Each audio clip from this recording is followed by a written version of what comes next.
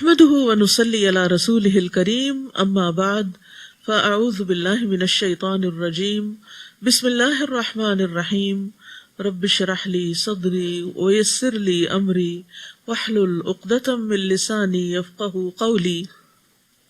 جہاں علم حاصل کرنے کے فائدے ہوتے ہیں وہاں علم نہ ہونے کے نقصانات بھی ہوتے ہیں۔ لا علمی اپنی اور دوسروں کی گمراہی کا باعث ہوتی ہے، یعنی جو انسان لا علم ہوتا ہے، مثلا ایک ماں اگر جاہل ہے، لا علم ہے، تو وہ خود بھی بہکی ہوئی بھٹکی ہوئی ہوگی اور اپنے بچوں کو بھی بھٹکا دے گی۔ اور اسی طرح وہ تمام لیڈرز جو خود صحیح طور پر علم نہیں رکھتے، جب وہ بغیر علم کے بات کرتے ہیں تو ان کی بات جہاں تک پہنچتی ہے ان لوگوں کی بھی گمراہی کا باعث بنتی ہے۔ قرآن مجید میں اللہ تعالیٰ فرماتے ہیں وَإِنَّ كَثِيرًا لَيُضِلُّونَ بِأَهْوَائِهِمْ بِغَيْرِ عِلْمٍ إِنَّ رَبَّكَ هُوَ أَعْلَمُ بِالْمُعْتَدِينَ۔ اور بہت سے لوگ ایسے ہیں جو بغیر علم کے محض اپنی خواہشات کے پیچھے لگ کر دوسروں کو بہکاتے رہتے ہیں، آپ کا رب ایسے حد سے بڑھ جانے والوں کو خوب جانتا ہے۔ رسول اللہ صلی اللہ علیہ وسلم نے فرمایا دو خصلتیں ایسی ہیں جو منافق میں کبھی جمع نہیں ہو سکتی، اچھا اخلاق اور دین کی سمجھ۔ اور جب انسان دین کی سمجھ حاصل نہیں کرتا اور غفلت میں زندگی بسر کرتا ہے تو پھر دل پہ مہر لگ جاتی ہے۔ کذالک یطبع اللہ علی قلوب الذین لا یعلمون، اسی طرح اللہ ان لوگوں کے دلوں پہ مہر لگا دیتا ہے جو علم نہیں رکھتے۔ بن باز کہتے ہیں انسان جب علم کی مجلسوں میں حاضر نہ ہو، نہ ہی خطبہ سنے اور اسے اس کی پرواہ بھی نہ ہو کہ اہل علم کیا بتاتے ہیں، تو اس کی غفلت بڑھتی جائے گی اور اس کا دل سخت ہو جائے گا، یہاں تک کہ اس پر مہر لگا دی جائے گی تو وہ غافلوں میں شمار ہوگا۔ تو اللہ تعالیٰ ہمیں اس سے محفوظ رکھے۔ 29واں پارہ شروع کرتی ہوں اللہ کے نام سے جو بے انتہا مہربان نہایت رحم فرمانے والا ہے۔ سورۃ الملک۔ سورۃ الملک سفارش کرنے والی سورت ہے۔ نبی صلی اللہ علیہ وسلم نے فرمایا بے شک قرآن میں 30 آیات پر مشتمل ایک سورت ہے، وہ ایسی ہے کہ جس نے ایک آدمی کے حق میں سفارش کی حتیٰ کہ اسے بخش دیا گیا۔ یہ عذاب قبر کو روکنے والی سورت ہے۔ آپ صلی اللہ علیہ وسلم رات اس وقت تک نہیں سوتے تھے جب تک سورۃ السجدہ اور تبارک الذی بیدہ الملک نہ پڑھ لیتے، تو اس لیے ہم سب کے لیے بھی فائدہ اسی میں ہے کہ ہم اس کو زبانی یاد کر لیں اور رات سونے سے پہلے پڑھنے کی عادت ڈالیں، کیونکہ ایک دن اپنے ان بستروں پر ہمیں نہیں سونا، قبر میں جا کے سونا ہے، اور قبر ایک وحشت والی اندھیرے والی جگہ ہے جس میں روشنی قرآن ہی سے ہوگی، اس لیے رات کو سوتے وقت اس سورت کو پڑھنا اپنے لیے لازم کر لیں۔ تبارک الذی بیدہ الملک وہو علی کل شیء قدیر، بابرکت ہے وہ ذات جس کے ہاتھ میں کائنات کی سلطنت ہے اور وہ ہر چیز پر قادر ہے، یعنی وہ سب سے بلند و بالا ہے، سب بھلائیاں اور سب خیر اسی کی ذات سے ہیں اور وہ ہر چیز پر قادر ہے، سب کچھ کر سکتا ہے۔ تو زندگی میں جب کوئی مسئلہ پیش آئے اور جب کوئی دعا کرے تو اس کو اللہ کے لیے مشکل نہ سمجھیں اور اللہ تعالیٰ کی ان صفات کا واسطہ دے کر اللہ تعالیٰ سے دعا کریں کہ اللہ تعالیٰ آپ تو ہر چیز پر قادر ہیں، اس لیے آپ میری یہ دعا سن لیں، آپ میری یہ مشکل آسان کر دیں۔ عموماً ہم دعا کرتے ہیں لیکن پورے دل جمعی کے ساتھ نہیں کرتے، یقین کے ساتھ نہیں کرتے، اس ایمان کے ساتھ نہیں کرتے کہ اللہ تعالیٰ سب کچھ کر سکتا ہے، تو پھر ہمارے دل کے اندر وہ قبولیت کی امید بھی نہیں آتی۔ تو قبولیت کی امید رکھتے ہوئے اللہ کو خوب دل سے پکاریں۔ کون ہے اللہ؟ الذی خلق الموت والحیات لیبلوکم ایکم احسن عملا وہو العزیز الغفور، جس نے موت اور زندگی کو اس لیے پیدا کیا کہ تمہیں آزمائے، تمہارا امتحان لے کہ تم میں سے کون اچھے عمل کرتا ہے، اور وہ ہر چیز پر غالب بھی ہے اور بخشنے والا بھی ہے۔ تو اللہ سبحانہ و تعالیٰ وہ ہے جس نے موت اور زندگی کو پیدا کیا، پہلے موت اور پھر زندگی، یعنی عدم سے وجود میں انسان آیا اور پھر موت ہوگی اور پھر زندگی ہوگی، اور وہ زندگی کبھی ختم نہیں ہوگی۔ تو آج کی یہ زندگی جو اس وقت ہمیں 2 موتوں کے بیچ میں ملی ہوئی ہے، وہ زندگی بڑی قیمتی ہے۔ یہ زندگی کس مقصد کے لیے بنائی گئی ہے؟ لیبلوکم ایکم احسن عملا، وہ یہ دیکھ رہا ہے کہ تم میں اچھے اچھے کام کون کر رہا ہے، احسن عمل کون کر رہا ہے، بہترین عمل کس کے ہیں۔ تو اس لیے ہم سب کو یہ دیکھنا چاہیے کہ کیا ہم اپنی زندگی کا مقصد پورا کر رہے ہیں. اور احسن عمل وہ ہوتا ہے جو سب سے زیادہ خالص اور سب سے زیادہ درست ہو، اور سب سے درست عمل، نیک عمل وہ ہوتا ہے جو رسول اللہ صلی اللہ علیہ وسلم کے طریقے پر ہو. ابو ہریرہ رضی اللہ عنہ سے مروی ہے، وہ کہتے ہیں کہ رسول اللہ صلی اللہ علیہ وسلم نے فرمایا، کیا میں تمہیں نہ بتاؤں کہ تم میں سب سے بہتر کون ہے؟ صحابہ نے عرض کیا، جی ہاں یا رسول اللہ. آپ صلی اللہ علیہ وسلم نے فرمایا، تم میں سب سے بہترین لوگ وہ ہیں جن کی عمریں لمبی ہوں اور وہ احسن طریقے سے عمل کرنے والے ہوں، یعنی جن کے کام اچھے ہوں اور زندگی بھی لمبی ملے کہ جس میں وہ خوب نیکیاں کما سکیں.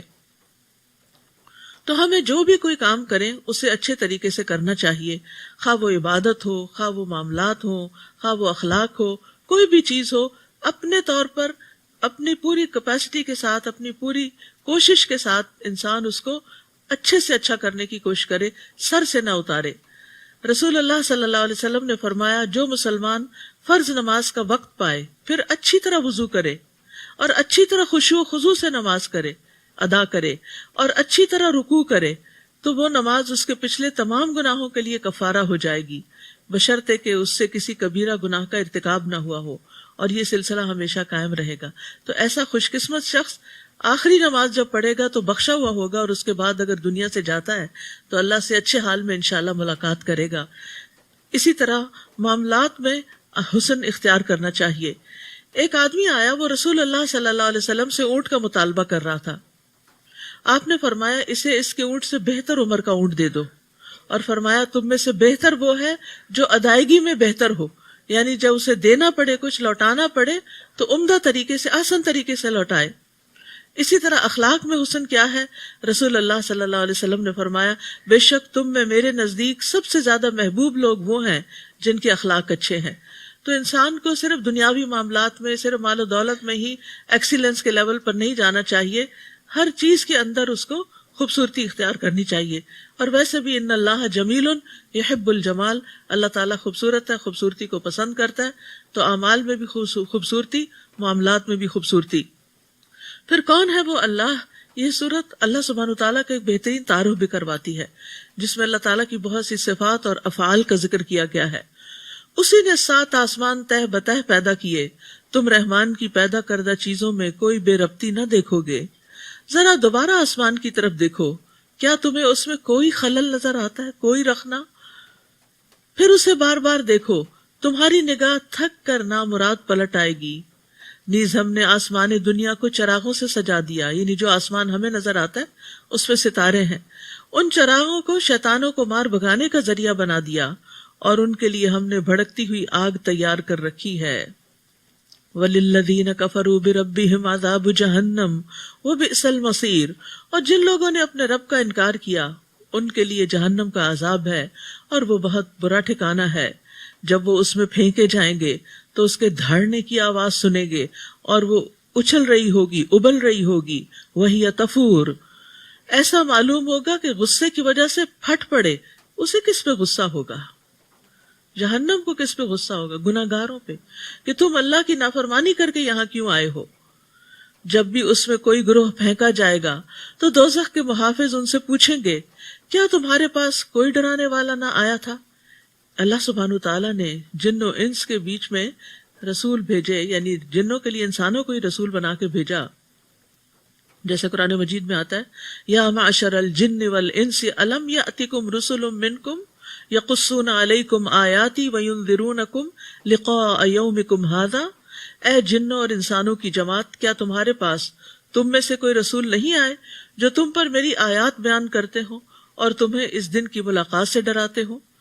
یعنی اللہ تعالیٰ نے انسانوں کو خبردار کرنے کے لیے ہر دور میں انتظام کیا. قالوا بلا قد جاءنا نذیر، وہ کہیں گے کیوں نہیں، ڈرانے والا تو ہمارے پاس آیا تھا، ہمیں بتایا گیا تھا، خبردار کیا گیا تھا، مگر ہم نے اسے جھٹلا دیا اور کہا اللہ نے تو کچھ نہیں اتارا، تم ہی بڑی گمراہی میں پڑے ہوئے ہو. یعنی ہدایت دینے والوں کو ہم نے گمراہ قرار دے دیا. پھر کہیں گے کاش ہم اس کی بات سن لیتے یا سمجھتے تو آج اہل دوزخ میں سے نہ ہوتے. فاعترفوا بذنبهم فسحقا لاصحاب السعیر، گویا وہ اپنے گناہ کا اعتراف کر لیں گے سو دوری ہو اہل دوزخ پر، لعنت ہو اہل دوزخ پر. تو اہل دوزخ پھر مایوس ہو جائیں گے، کیونکہ ان کی کوئی سنوائی اب نہ ہوگی، کوئی ان کی بات سنی نہ جائے گی، کوئی ان کی آہ و فریاد کو پہنچنے والا نہ ہوگا.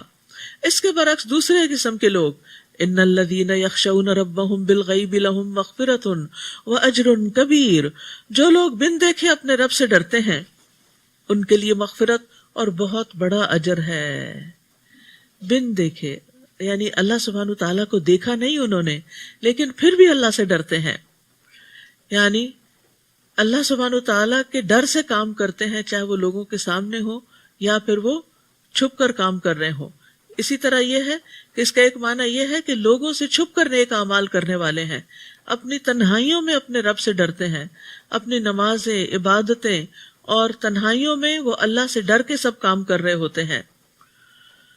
رسول اللہ صلی اللہ علیہ وسلم نے فرمایا، جو اپنے عمل صالح کو مخفی رکھنے کی طاقت رکھتا ہے تو اسے چاہیے کہ وہ ایسا ہی کرے، یعنی جیسے صدقہ چھپا کے کرنا یا نوافل چھپ کے ادا کرنا یا ذکر کرنا، یعنی اپنی نیکیوں کا بہت پرچار نہ کرے. اپنی عبادات کو چھپانا جو ہے وہ بھی ایک بہترین عمل ہے. ایوب سختیانی ساری رات قیام کرتے رہتے اور اس کو چھپاتے تھے. جب صبح قریب آتی تو اونچی آواز میں قرآن پڑھنا شروع کر دیتے، گویا کہ انہوں نے ابھی سے ہی شروع کیا، یعنی ابھی نماز شروع کی ہے، گھر والوں کو نہیں بتاتے تھے. نبی صلی اللہ علیہ وسلم نے فرمایا، 7 طرح کے لوگوں کو اللہ اس دن اپنے سائے میں جگہ دے گا جس دن اس کے سائے کے سوا کوئی سایہ نہ ہوگا. ان میں سے ایک وہ شخص جس نے صدقہ کیا مگر اتنا چھپا کے کہ بائیں ہاتھ کو خبر بھی نہیں ہوئی کہ اس کے دائیں ہاتھ نے کیا دیا. اسی طرح تنہائی میں اللہ کی یاد میں آنسو بہانے چاہیے، یعنی اکیلے میں رونا چاہیے. بعض اوقات ہم مجلس میں ہوتے ہیں، کوئی بات ہمیں اچھی لگتی ہے، کوئی دل پہ اترتی ہے، ہماری آنکھوں میں آنسو بھی آ جاتے ہیں، یا تراویح پڑھتے ہوئے، قیام کرتے ہوئے. لیکن ٹھیک ہے، اس میں بھی منع نہیں ہے، جب انسان کو رونا ہے تو اس کو رو لینا چاہیے، لیکن وہ بھی خالصتاً اللہ کے لیے ہونا چاہیے. اور اس کے علاوہ جب انسان اکیلا ہو تو اللہ کو یاد کر کے روئے، کیونکہ وہ آنکھ بہت یا وہ آنسو بڑا قیمتی ہے کہ جو تنہائی میں صرف اللہ کے لیے بہایا جائے. وَأَسِرُّوا قَوْلَكُمْ أَوِ اجْهَرُوا بِهِ إِنَّهُ عَلِيمٌ بِذَاتِ الصُّدُورِ، اور تم خواہ چپکے سے بات کرو یا اونچی آواز سے، وہ تو دلوں کے راز تک جانتا ہے. أَلَا يَعْلَمُ مَنْ خَلَقَ وَهُوَ اللَّطِيفُ الْخَبِيرُ، بھلا وہ نہ جانے گا جس نے سب کو پیدا کیا، وہ تو باریک بین اور ہر چیز سے پوری طرح باخبر ہے. یعنی جس نے انسان کو بنایا ہے وہ انسان کے دل کے حالات تک بھی جانتا ہے. وہی تو ہے جس نے زمین کو تمہارے تابع کر رکھا ہے. اب آپ دیکھ رہے ہیں مسلسل اللہ سبحانہ وتعالیٰ کا تعارف کروایا جا رہا ہے. وہی تو ہے جس نے زمین کو تمہارے تابع کر رکھا ہے، اس کے اطراف میں چلو پھرو اور اس اللہ کا رزق کھاؤ اور اسی کی طرف لوٹ کر جانا ہے. یعنی زمین میں رزق کی تلاش میں گھومو پھرو اور اللہ کے رزق کو استعمال کرو. یہ بھی ایک عبادت ہے جب انسان اس کو فیر طریقے سے، اچھے طریقے سے کرتا ہے. کیا تم اس سے بے خوف ہو گئے ہو کہ جو آسمان میں ہے وہ تمہیں زمین میں دھنسا دے پھر وہ یکا یک لرزنے لگے؟ یا اس سے بے خوف ہو گئے کہ جو آسمان میں ہے، کون ہے آسمان میں؟ اللہ سبحانہ تعالیٰ، کہ وہ تم پر پتھراؤ کرنے والی ہوا بھیج دے پھر فوراً تمہیں معلوم ہو جائے کہ میرا ڈرانا کیسا ہوتا ہے. اور ان سے پہلے گزرے ہوئے لوگ بھی جھٹلا چکے ہیں، پھر دیکھ لو میری گرفت کیسی تھی. کیا انہوں نے اپنے اوپر پرندوں کو نہیں دیکھا کہ وہ کیسے اپنے پر کھولتے اور بند کر لیتے ہیں؟ رحمان کے سوا کوئی نہیں ہے جو انہیں تھامے رکھے، وہ یقیناً ہر چیز کو دیکھ رہا ہے. بھلا وہ کون سا لشکر تمہارے پاس ہے جو رحمان کے مقابلے میں تمہاری مدد کرے گا؟ یہ کافر تو محض دھوکے میں پڑے ہوئے ہیں. یعنی انسان کو کبھی بھی یہ نہیں سوچنا چاہیے کہ کوئی ایسا طاقتور ہے، زور آور ہے، اکیلا یا کوئی لشکر پورا کہ جو مجھے اللہ کے عذاب سے بچا لے گا. کوئی بھی نہیں بچا سکتا. یا اگر وہ اللہ تمہارا رزق روک لے تو کون ہے جو تمہیں رزق دے گا؟ بلکہ یہ لوگ سرکشی اور نفرت کی گہرائی تک چلے گئے ہیں. تو بات یہ ہے کہ جس سے اللہ روک لے اسے کوئی دینے والا نہیں ہوتا. اسی لیے ہم یہ نماز کے بعد دعا کرتے ہیں، اللہم لا مانع لما اعطیت ولا معطی لما منعت ولا ينفع ذا الجد منک الجد. افمن یمشی مکبا علی وجہہ اہدی ام من یمشی سویا علی صراط مستقیم. بھلا جو شخص اپنے منہ کے بل اوندھا ہو، بھلا وہ شخص جو اپنے منہ کے بل اوندھا ہو کر چل رہا ہو، وہ زیادہ صحیح راہ پانے والا ہے یا جو سیدھا کھڑا ہو کر راہ راست پر چل رہا ہو؟ آپ ان سے کہیے اللہ ہی ہے جس نے تمہیں پیدا کیا اور تمہارے کان، آنکھیں اور دل بنائے، مگر تم کم ہی شکر ادا کرتے ہو.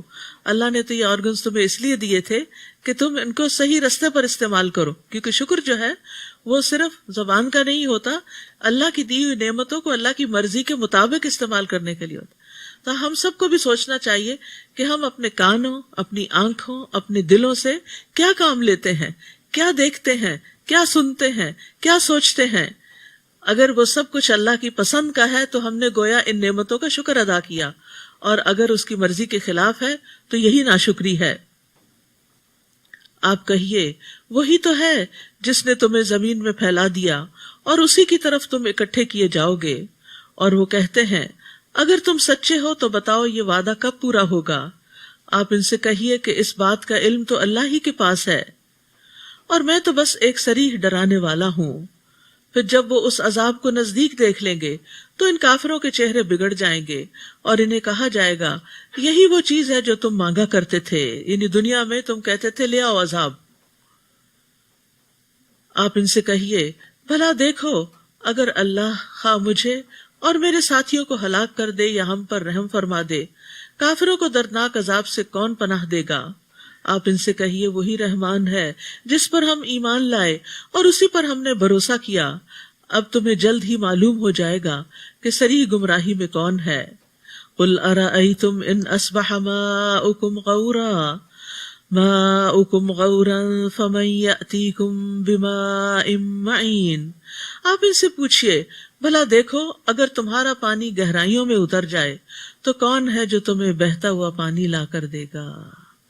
یہ اللہ ہی ہے جو ہمارے گناہوں کے باوجود ہم سے اپنا پانی نہیں روکتا، ورنہ اگر زمین کی تہ بالکل گہرائیوں میں پانی اتر جائے اور لاوے کے ساتھ مل کے بھاپ ہی بن جائے تو ہم کہاں سے پانی لائیں گے؟ اگر آسمان سے اللہ بارش نہ برسائے تو ہم کہاں سے پانی لائیں گے؟ لہٰذا یہ اللہ تعالیٰ کی بہت بڑی نعمت اور رحمت ہے کہ وہ ہمارے گناہوں کے باوجود ہمیں پلا رہا ہے، جس پر ہماری زندگی کا انحصار ہے.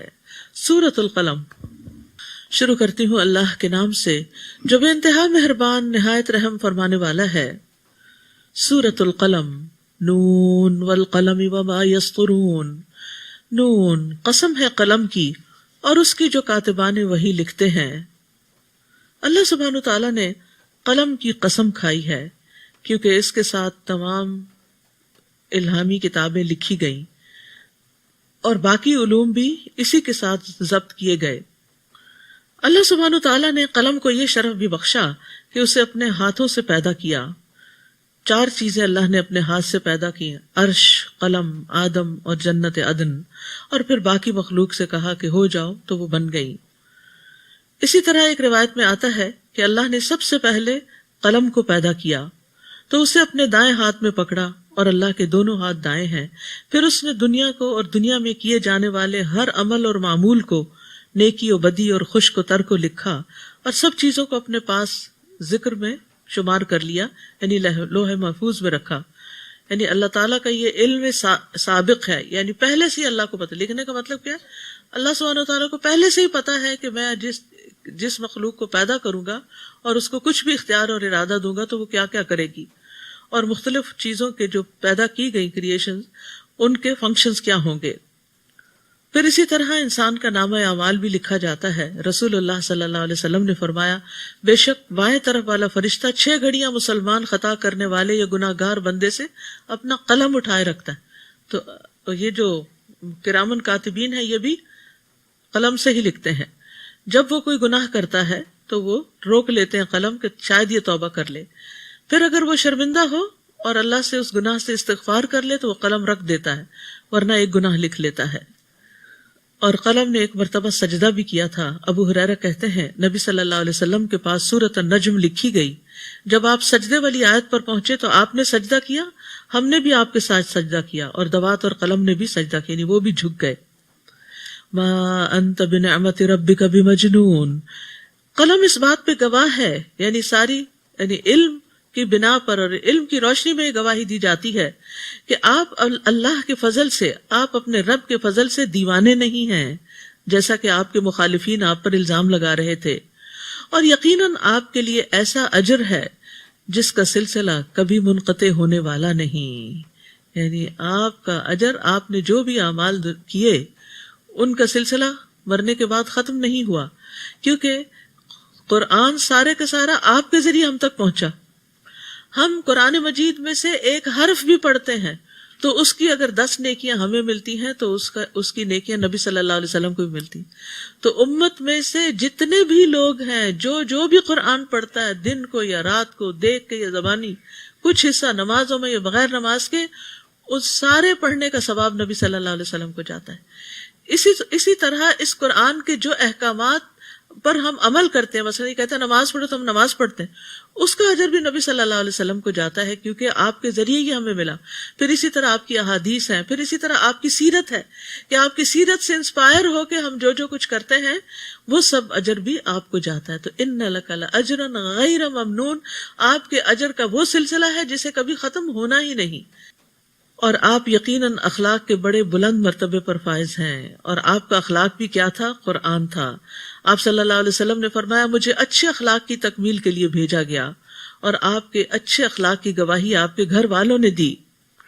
حضرت عائشہ کہتی ہیں کہ آپ صلی اللہ علیہ وسلم کا اپنے گھر والوں کے ساتھ اخلاق بہت بہترین تھا. آپ سب سے زیادہ اچھے اخلاق والے تھے. آپ کوئی بیہودہ کام یا فحش گفتگو کرنے والے نہ تھے، نہ ہی بازاروں میں شور و غل کرنے والے، نہ برائی کا بدلہ برائی سے دیتے تھے، بلکہ معاف کرتے اور درگزر فرماتے تھے. تو یہ اچھے اخلاق کی علامات ہیں جو حضرت عائشہ سے بیان ہوئی ہیں. اچھا اخلاق جو ہے وہ ایمان کی تکمیل کرتا ہے. مومنوں میں سب سے زیادہ کامل ایمان والے وہ مومن ہوتے ہیں جن کا اخلاق اچھا ہوتا ہے. اسی طرح اسلام کی خوبصورتی جو ہے وہ اچھے اخلاق کے ساتھ ہے. میزان میں سب سے بھاری نیکی عمدہ اخلاق ہے، اور جنت میں خوبصورت گھر اس کا ہے کہ جو اپنے اخلاق کو عمدہ بنا لے. فَسَتُبْصِرُ وَيُبْصِرُونَ بِأَيِّكُمُ الْمَفْتُونَ. ان قریب آپ بھی دیکھ لیں گے اور وہ بھی دیکھ لیں گے کہ تم میں سے کون جنون میں مبتلا ہے. بلا شبہ آپ کا رب خوب جانتا ہے کہ کون اس کی راہ بھول گیا ہے اور کون سیدھے راستے پر ہے. لہٰذا آپ ان جھٹلانے والوں کی بات نہ مانیے. وہ تو چاہتے ہیں کہ آپ نرم رویہ اختیار کریں تو وہ بھی نرم ہو جائیں. اور ہر قسمیں کھانے والے ذلیل کی بات نہ مانیے، یعنی جھوٹی قسم کا سہارا لینے والے کی بات کو قبول نہ کیجیے. یعنی کسی کے دباؤ میں آ کر جو قسم کھاتا ہے وہ بہت بڑا جرم کرتا ہے، اور دباؤ میں آ کر انسان عموماً سچی قسم نہیں جھوٹی قسم ہی کھاتا ہے. نبی صلی اللہ علیہ وسلم نے فرمایا جو کسی کے دباؤ میں آ کر جھوٹی یا سچی یعنی جو بھی قسم کھا لے تو اسے چاہیے کہ اس کے سبب اپنا ٹھکانہ جہنم میں بنا لے. اس لیے قسم بہت سوچ سمجھ کے کھانی چاہیے. ہمازٍ مشاء بنمیم، جو تانے دینے والا اور چغلیاں کھاتا پھرتا ہے. یہاں یہ جو خصوصیات بتائی گئی، ایک طرف نبی صلی اللہ علیہ وسلم کا اعلیٰ اخلاق ہے جس کی گواہی اللہ سبحانہ وتعالیٰ نے دی، اور دوسری طرف آپ کے دشمن کا اخلاق کہ جو انتہائی بد اخلاق ہے، اور اس کی بد اخلاقی کی یہاں ڈیٹیلز بتائی گئی. آپ کے اخلاق کی ڈیٹیلز نہیں بتائی گئی، لیکن بد اخلاقی کی تفصیلات یہاں بتائی گئی کہ جو لوگ آپ کے دشمن ہیں وہ خود کیا ہیں، وہ کیا کر رہے ہیں. تو یہاں ان آیات میں کہا جاتا ہے، روایات میں آتا ہے کہ یہ ولید بن مغیرہ کی طرف اشارہ ہے جو نبی صلی اللہ علیہ وسلم کے پیغام کو سمجھ بھی گیا تھا، لیکن اس کے برعکس، اس کے باوجود وہ آپ سے دشمنی رکھتا تھا. اور اس کا طریقہ کیا تھا؟ تانے دینے والا اور چغلیاں کھاتا پھرتا. چغلی وہ ہوتی ہے جو لوگوں میں فساد پیدا کر دیتی ہے، ادھر کی بات ادھر، ادھر کی ادھر. نبی صلی اللہ علیہ وسلم نے فرمایا اللہ کے بہترین بندے وہ ہیں کہ انہیں دیکھ کر اللہ یاد آ جائے، اور اللہ کے بدترین بندے وہ ہیں جو چغل خوری کرتے ہیں، دوستوں کے درمیان تفریق پیدا کرتے ہیں، باغی، بیزار، متعنت ہوتے ہیں. چغل خور کے بارے میں حدیث میں آتا ہے کہ وہ جنت میں داخل نہ ہوگا. اور چغل خور کے لیے نبی صلی اللہ علیہ وسلم نے ایک قبر کے پاس سے گزرتے ہوئے بتایا کہ اس کو چغل خوری کی وجہ سے عذاب قبر ہو رہا ہے. تو یہ غیبت اور چغلی جو ہے یہ صرف دنیا میں نہیں، آخرت کے لیے بہت سخت نقصان دہ ہے. دنیا میں بھی فساد اور بہت سی خیر سے انسان فساد پیدا ہو جاتا ہے اور بہت سی خیر سے محروم ہو جاتا ہے، لیکن یہ آخرت کے اعتبار سے بہت ہی نقصان دہ چیزیں ہیں، ان سے بچنا چاہیے. بھلائی سے ہر دم روکنے والا، حد سے بڑھنے والا، گناہگار ہے، سخت مزاج ہے اور ان باتوں کے علاوہ بد اصل بھی ہے، اس بنا پر کہ وہ مالدار ہے اور بیٹوں والا ہے۔ یعنی اس کے اس تکبر اور بد اخلاقی کی بنیادی وجہ کیا ہے کہ وہ مال اور اولاد پا کر اوور کانفیڈنٹ ہو گیا ہے کہ میں اللہ کا بڑا پسندیدہ ہوں۔ عموماً یہی ہوتا ہے کہ جس شخص کے پاس مال آ جاتا ہے اس کے اندر عجب طرح کی نخوت پیدا ہو جاتی، ایک تکبر سا آ جاتا ہے اس کے رویے میں اور وہ دوسروں کو حقیر سمجھنے لگتا ہے۔ تو یہاں پر آخر میں یہی بات کی گئی کہ اس بنا پر یہ ساری چیزیں کر رہا ہے۔ ہونا تو یہ چاہیے تھا کہ جس رب نے مال اور اولاد دی ہے اس کا شکر ادا کرتا اور اللہ کے آگے اور ہمبل ہو جاتا۔ کہا جاتا ہے کہ بعض روایت میں آتا ہے 9 اور بعض میں آتا ہے 13 بیٹے تھے اس کے، اور جس کے اتنے بیٹے ہوں اور پھر یہ کہ وہ سردار بھی ہو اور مال کی بھی کثرت ہو اور پھر وہ سارے کمانے والے بھی ہوں، تو ایسے شخص کے اندر پھر اس طرح کی باتیں آ جانا کچھ بعید بھی نہیں، لیکن یہ کوئی جسٹیفیکیشن بھی نہیں کہ چونکہ یہ سب کچھ ملا ہوا تو اس لیے اب ہمیں ایسا رویہ اختیار کرنے کی کھلی چھٹی مل گئی کہ ہم جس پہ چاہیں ظلم ڈھائیں، تو اس سے انسان کو بچنا چاہیے۔ اکھڑ مزاج انسان جو ہے وہ جہنم کی نظر ہوگا۔ نبی صلی اللہ علیہ وسلم نے فرمایا کیا میں تمہیں اہل جہنم کے متعلق نہ بتاؤں؟ فرمایا ہر اکھڑ مزاج کینہ پرور اور متکبر۔ یعنی اکھڑ مزاج کا مطلب کیا ہے کہ ذرا سی آپ بات کریں تو فوراً آپ پہ برس پڑے، چھوٹی سی بات سے اس کا غصہ ٹریگر ہو جائے اور بد تہذیبی سے بات کرے، بد اخلاقی سے بات کرے۔ جب اس پر ہماری آیات پڑھی جاتی ہیں تو کہہ دیتا ہے یہ تو پہلے لوگوں کی داستانیں ہیں، جلد ہی ہم اس کی لمبوتری ناک پر داغ لگائیں گے۔ ہم نے انہیں ایسے ہی آزمایا ہے جیسے باغ والوں کو آزمایا تھا، یعنی اہل مکہ کی آزمائش، جب انہوں نے قسمیں کھائیں کہ وہ صبح دم ہی باغ کا پھل توڑ لیں گے۔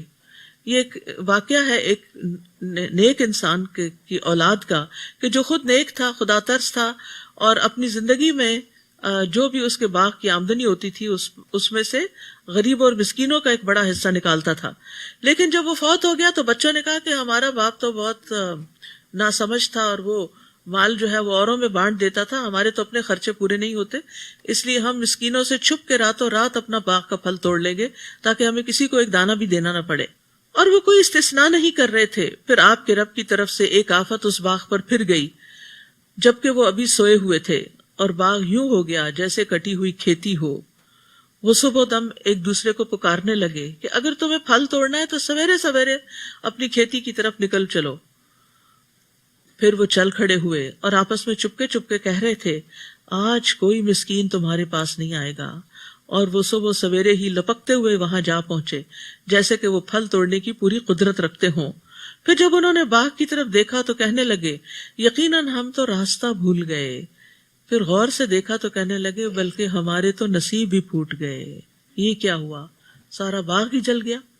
ان میں سے بہتر نے کہا، یعنی جو ذرا سمجھدار تھا، میں نے تمہیں کہا نہ تھا کہ تم تسبیح کیوں نہیں کرتے؟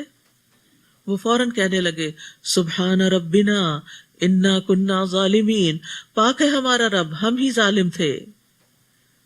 فاقبل بعضهم على بعض يتلاومون، پھر وہ ایک دوسرے کی طرف متوجہ ہو کر آپس میں ملامت کرنے لگے، بولے ہائے افسوس، ہم بھی سرکش ہو گئے تھے۔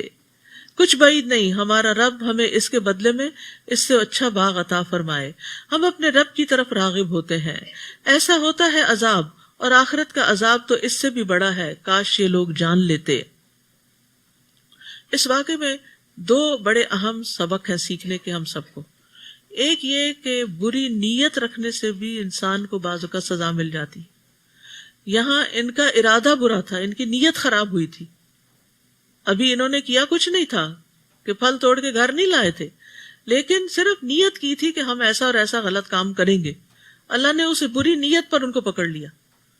تو انسان کو اپنی نیت اور خاص طور پر دوسروں کی خیرخواہی کے بارے میں ہمیشہ چوکنا رہنا چاہیے۔ بعض اوقات انسان اپنے دل میں بدگمانی پال لیتا ہے، بعض اوقات ایسی چیزوں کو جما لیتا ہے جس کی کوئی بنیاد ہی نہیں ہوتی، دوسرے کے بارے میں ایک منفی سوچ پیدا کر کے اسی پر ہی اپنے عمل اور رویے کو قائم کر لیتا ہے۔ تو اس سے بھی بچنا چاہیے، کیونکہ اس سے بھی زندگی میں مشکلات ہو سکتی، دوسرے آپ کے خلاف اسی طرح کی بدگمانیاں رکھ سکتے ہیں۔ دوسرا اہم سبق کہ جب دوسری اہم بات یہ ہے کہ جب ان کے باغ کو نقصان ہوا اور دیکھا انہوں نے تو اپنی غلطی مان گئے. یہ ان کی اچھی خوبی تھی. اور ایک مومن کے اندر یہی خوبی ہونی چاہیے کہ لا الہ الا انت سبحانک، اللہ آپ سے ناراض نہیں، ہم آپ پاک ہیں. ورنہ عموماً جب کوئی نقصان ہوتا ہے تو ہم کیا کہتے ہیں؟ میرے ساتھ یہ کیوں ہوا؟ یعنی دوسرے لفظوں میں نعوذ باللہ اللہ نے میرے ساتھ زیادتی کی. یہاں انہوں نے اللہ تعالیٰ کو بلیم نہیں کیا، کہا سبحان ربنا انا کنا ظالمین. اور پھر اچھی امید، باغ جل کے دوبارہ لگنا اور پھر پھل دینے کے موقع تک پہنچنا ایک لمبا عرصہ چاہتا ہے، لیکن پھر بھی انہوں نے یہ بڑے ہوپ فل رہے اور کہنے لگے ہمیں امید ہے کہ ہمارا رب ہمیں اس سے بہتر بدلے میں دے دے. ہم اپنے رب کی طرف رغبت کرتے ہیں، ہم سے کچھ جو قصور ہوا ہے ہم اس کی معافی مانگ لیتے ہیں. ان للمتقین عند ربہم جنات النعیم، پرہیزگاروں کے لیے ان کے رب کے ہاں نعمتوں والی جنتیں ہیں. کیا ہم فرما برداروں کا حال مجرموں کا سا بنا دیں گے؟ تمہیں کیا ہو گیا ہے، یہ تم کیسا حکم لگاتے ہو؟ یا تمہارے پاس کوئی کتاب ہے جس میں تم یہ بات پڑھتے ہو کہ تمہارے لیے آخرت میں وہی کچھ ہوگا جسے تم پسند کرو گے؟ یعنی تم اپنے عمل سے پیچھے کیوں ہو؟ کیا سوچتے ہو کہ تمہارے لیے بخشش کے وعدے ہیں، یا آخرت میں تمہاری مرضی کے مطابق فیصلے کیے جائیں گے؟ یا ہمارے ذمہ تمہارے پاس حلفیہ عہد ہیں، یعنی تم نے اللہ سے کوئی قسم لے رکھی ہے جو قیامت کے دن تک جا پہنچیں گے کہ تمہیں وہاں وہی کچھ ملے گا جو تم فیصلہ کرو گے؟ سلہم، آپ ان سے پوچھئے کہ اس بات کا ضامن کون ہے، کس نے یہ گارنٹی دی ہے کہ قیامت کے دن تمہاری مرضی کے مطابق فیصلہ ہوگا، تمہارے حق میں ہوگا؟ یا ان کے کچھ شریک ہیں، پھر اگر وہ سچے ہیں تو اپنے شریکوں کو لائیں. یوم یکشف عن ساق ویدعون الی السجود فلا یستطیعون، جس دن پنڈلی کھول دی جائے گی اور انہیں سجدہ کرنے کو بلایا جائے گا تو یہ سجدہ نہ کر سکیں گے. جو لوگ دنیا میں نماز نہیں پڑھتے، اللہ کے آگے نہیں جھکتے، رکوع نہیں کرتے، سجدہ نہیں کرتے، قیامت کے دن بھی جب انہیں سجدے کے لیے بلایا جائے گا تو وہ سجدہ نہ کر سکیں گے، وہاں محروم رہ جائیں گے. اور ایک روایت میں آتا ہے کہ وَيَبْقَى كُلُّ مُنَافِقٍ، ہر منافق باقی رہ جائے گا، بس وہ سجدہ کرنے کی طاقت نہ رکھے گا. اسی طرح ریاکار سجدہ نہ کر سکیں گے. یعنی دنیا میں جو لوگ دکھاوے اور ناموری کے لیے سجدے کرتے تھے، جب وہ سجدہ کرنا چاہیں گے تو ان کی پیٹھ تختے کی ہو جائے گی. خاشعۃ ابصارہم ترہقہم ذلہ وقد کانوا یدعون الی السجود وہم سالمون، ان کی نگاہیں جھکی ہوئی ہوگی اور ان پر ذلت چھا رہی ہوگی. یعنی آپ سوچئے کہ جب سب لوگ سجدے میں گئے اور وہ جا ہی نہیں پا رہے تو کس قدر شرمندگی ہوگی. وہ دنیا میں سجدے کی طرف بلائے جاتے تھے اور اس وقت وہ صحیح سالم تھے، تو پھر بھی وہ سجدہ نہیں کرتے تھے. ابراہیم تیمی کہتے ہیں کہ ان کو فرض نماز کی طرف اذان اور تکبیر کے ساتھ بلایا جاتا تھا. سعید بن جبیر کہتے ہیں کہ وہ حی علی الفلاح سنتے تھے لیکن اس پر جواب نہیں دیتے تھے، یعنی نماز کی طرف نہیں آتے تھے. تو اللہ ہمیں اور ہمارے سب عزیزوں، دوستوں، رشتہ داروں کو نماز کا پابند کر دے. رب اجعلنی مقیم الصلاۃ ومن ذریتی ربنا وتقبل دعا ربنا اغفر لی ولوالدی وللمؤمنین یوم یقوم الحساب. اس رمضان میں خاص طور پر اپنے ان تمام رشتہ داروں کے لیے دعا کریں جن کے بارے میں آپ کو پتہ ہے کہ وہ نماز نہیں پڑھتے. آپ دیکھیے کتنا بھیانک انجام ہونے والا ہے بے نمازوں کا، اور کتنی ذلت اور رسوائی اور عذاب ہے، اور کتنی شرمندگی ہوگی ان کے لیے قیامت کے دن.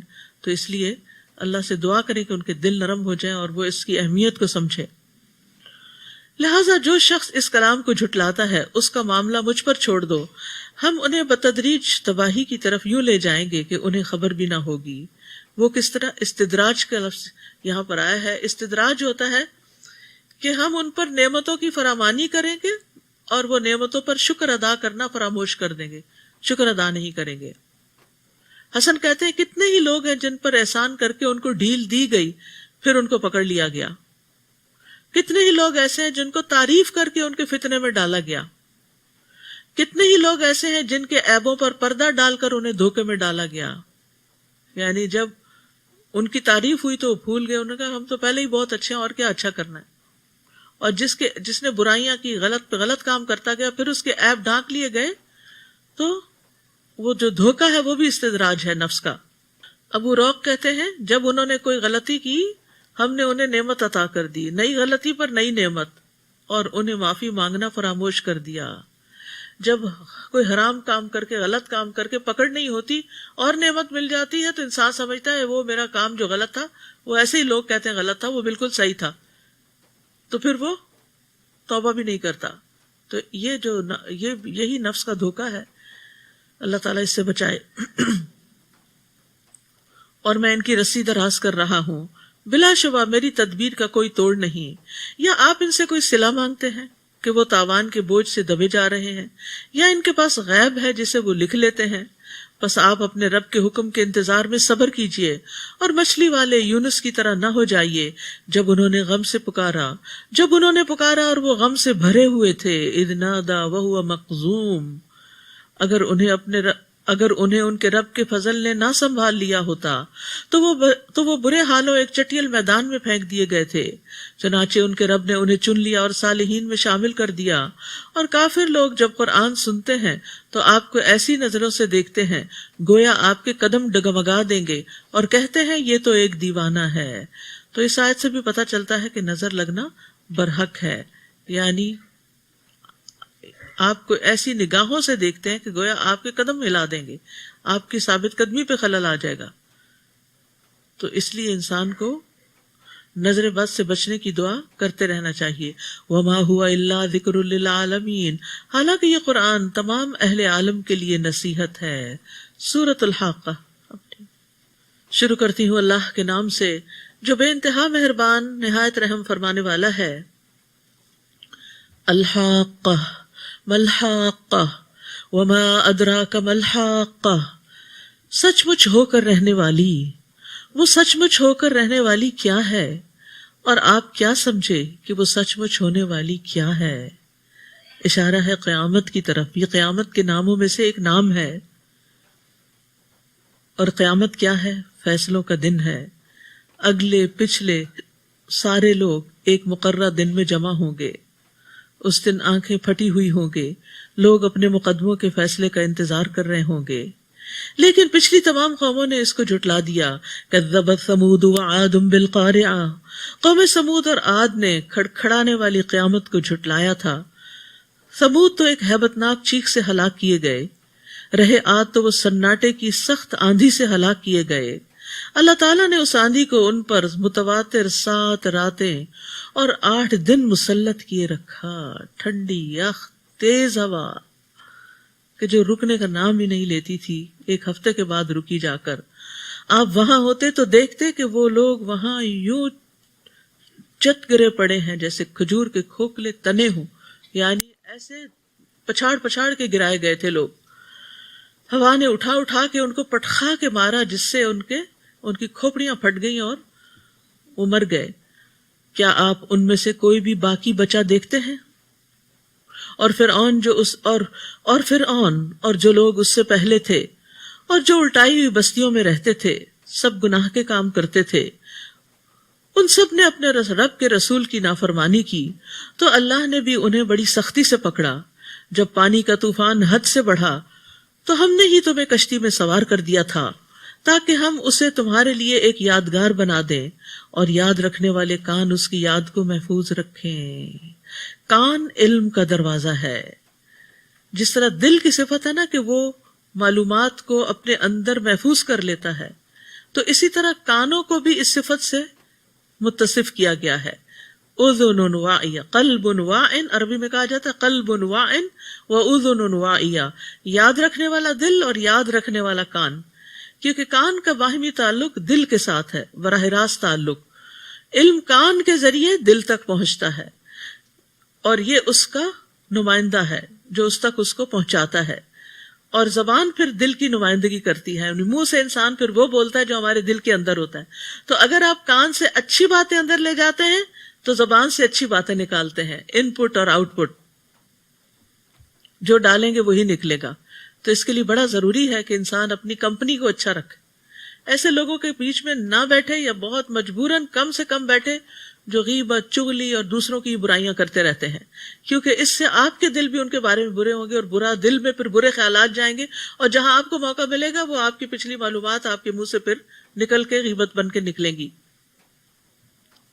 فَإِذَا نُفِخَ فِي الصُّورِ نَفْخَةٌ وَاحِدَةٌ، پھر جب سور میں ایک دفعہ پھونک مار دی جائے گی اور زمین اور پہاڑوں کو اٹھا کر ایک ہی چوٹ میں ریزہ ریزہ کر دیا جائے گا، فَيَوْمَئِذٍ وَقَعَتِ الْوَاقِعَةُ، تو اس دن ہونے والا واقعہ پیش آ جائے گا اور آسمان پھٹ جائے گا، اور اس دن اس کی بندش ڈھیلی پڑ جائے گی اور فرشتے اس کے کناروں پر ہوں گے، اور اس دن 8 فرشتے آپ کے رب کے عرش کو اپنے اوپر اٹھائے ہوئے ہوں گے۔ حاملین عرش کی تعداد یہاں پر 8 بتائی گئی ہے، بہت قوی ہیں کائنات میں، یعنی کہ جو فرشتوں میں سے بھی بہت ہیوج جائنٹ فرشتے ہیں، لیکن ان کے بارے میں آتا ہے کہ وہ آپس میں ایک دوسرے کو اچھی اور نرم آواز کے ساتھ جواب دیتے ہیں، یعنی جب آپس میں بات کرتے ہیں تو نرمی سے بات کرتے ہیں۔ سبحان اللہ، یہ ہوتا ہے اخلاق، کہ آپ کو اللہ سبحانہ وتعالیٰ جتنی بھی بلندی دے دے، جتنا بھی بڑا کام لے، عرش کو اٹھانا کوئی معمولی کام ہے؟ ہم تو سوچ بھی نہیں سکتے۔ تو اللہ نے ان کو اتنی اہم، اتنی بہترین، اتنی خوبصورت ڈیوٹی پر جما رکھا ہے، لیکن اس کے باوجود وہ اتنے ہمبل ہیں، وہ کہتے ہیں کہ اللہ تیری عبادت کا حق ادا نہ ہوا۔ 4 کہتے ہیں سبحانک و بحمدک علی حلمک بعد علمک، اور 4 کہتے ہیں سبحانک و بحمدک علی عفوک بعد قدرتک، پاک ہے تو اور اس بات پر تیری حمد کہ تو اپنے قادر ہونے کے بعد درگزر سے کام لیتا ہے۔ اور یہ فرشتے مومنوں کے لیے دعائیں بھی کرتے رہتے ہیں، زمین والوں کے لیے استغفار کرتے رہتے ہیں۔ اور یہاں عرش کا بھی ثبوت ملتا ہے اس آیت سے، قیامت کے دن عرش کے نیچے ہی فیصلے ہوں گے۔ نبی صلی اللہ علیہ وسلم عرش کے نیچے سجدہ کریں گے اور آپ سے کہا جائے گا کہ آپ اپنا سر اٹھائیں، شفاعت کریں، آپ کی شفاعت قبول کی جائے گی، مانگیں آپ کو دیا جائے گا۔ قیامت کے دن موسیٰ علیہ السلام عرش کے پائے کو تھامے ہوئے ہوں گے۔ قیامت کے دن عرش کا سایہ پانے والے اعمال، ان کا بھی لحاظ رکھنا چاہیے اور کرتے رہنا چاہیے، کیونکہ اس دن اللہ کے سائے کے سوا کوئی سایہ نہ ہوگا۔ اور 7 لوگ جن کا ذکر بار بار کیا جا چکا ہے، ان میں سے وہ آپ دہرا لیجئے، لیکن ایک اہم بات مزید یاد رکھیے کہ کسی تنگ دست کو مہلت دینا، یعنی جو شخص اپنے مقروض کو مہلت دیتا ہے یا معاف کر دیتا ہے، وہ قیامت کے دن عرش کے سائے میں ہوگا، یعنی اس کا بدلہ اللہ تعالیٰ اس کو اتنے بہترین طریقے سے دیں گے۔ کیونکہ بعض اوقات کوئی قرض لے لیتا اور ہمیں پتہ بھی ہوتا وہ ضرورت مند ہے، وہ نہیں ادا کر پاتا، لیکن ہم اس کو چھوڑتے نہیں، معاف نہیں کرتے۔ ہاں یہ الگ بات ہے کہ کوئی جان بوجھ کے آپ کو نہ دے تو وہ اور بات ہے، لیکن جو یہاں تنگ دست کی بات ہوئی، ٹھیک ہے۔ اس دن تم اللہ کے حضور پیش کیے جاؤ گے، اس دن تم اللہ کے حضور پیش کیے جاؤ گے اور تمہارا کوئی راز چھپا نہ رہے گا۔ دنیا کے سارے سیکرٹس اوپن ہو جائیں گے، کچھ بھی نہیں چھپا سکو گے۔ تو جو کام انسان چھپ چھپ کے دنیا میں کرتا ہے، دوسروں سے بچ بچ کے، چوری چوری، وہ سب سامنے آ جائے گا۔ فَأَمَّا مَنْ أُوتِيَ كِتَابَهُ بِيَمِينِهِ فَيَقُولُ هَاؤُمُ اقْرَءُوا كِتَابِيَهْ، پھر جس شخص کو اس کا نامہ اعمال اس کے دائیں ہاتھ میں دیا جائے گا، وہ کہے گا یہ لو میرا اعمال نامہ پڑھ لو۔ یعنی کچھ لوگ ہوں گے جو چھپا کے غلط کام کر رہے ہیں، ان کا بھی سامنے آ جائے گا، اور جنہوں نے نیک کام کیے ہوں گے وہ تو خود نکال کے دکھا دیں گے، کیونکہ انہوں نے اکیلے میں، تنہائی میں، سب کے سامنے اچھا ہی کیا تھا، تو ان کو اپنی بک آف ڈیڈ دکھانے میں کوئی ڈر، شرمندگی نہیں ہوگی، بلکہ وہ خوش ہو رہے ہوں گے۔ خوشی کا ایک جیسچر ہوگا کہ ہاں مقرؤ کتابیہ، آؤ میری کتاب پڑھو۔ ہمیں سوچنا چاہیے، کیا آج ہم اپنے اعمال نامے کے بارے میں یہ کہہ سکتے ہیں کہ کسی کو کہیں یہ لو پڑھو میری کتاب؟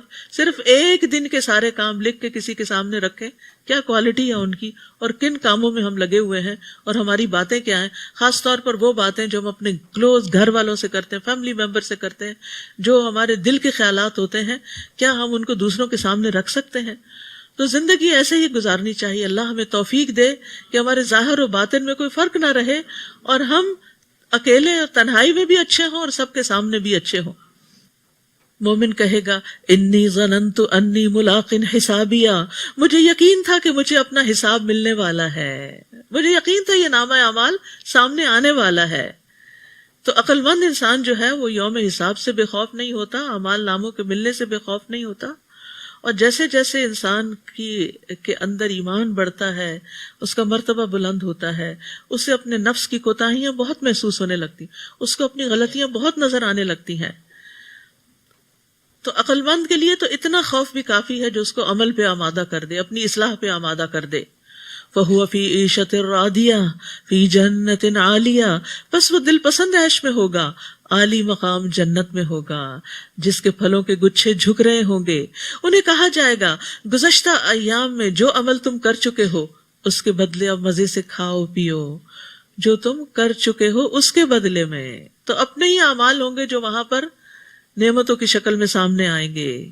مگر جسے نامہ اعمال اس کے بائیں ہاتھ میں دیا جائے گا وہ کہے گا کاش مجھے میرا نامہ اعمال دیا ہی نہ جاتا اور مجھے یہ معلوم ہی نہ ہوتا کہ میرا حساب کیا ہے. کاش موت ہی فیصلہ چکا دیتی، میرا مال بھی میرے کسی کام نہ آیا. میں ساری زندگی مال کے پیچھے بھاگتا رہا، آج میرا مال میرے کام نہیں آیا اور میری حکومت بھی برباد ہو گئی. حکم ہوگا اسے پکڑ لو اور گردن میں توق پہنا دو. یعنی دنیا کے وہ ساری جاہ اور منصب اور وہ تمام چیزیں، عہدے اور نام اور بڑی بڑی شخصیتیں وہاں کسی کام نہیں آئیں گی. پھر اسے جہنم میں جھونک دو، پھر اسے 70 گز لمبی زنجیر میں جکڑ دو. استغفر اللہ. یعنی جہنم کی آگ اور اوپر سے زنجیروں میں باندھا ہوا انسان کہ ہل بھی نہ سکے.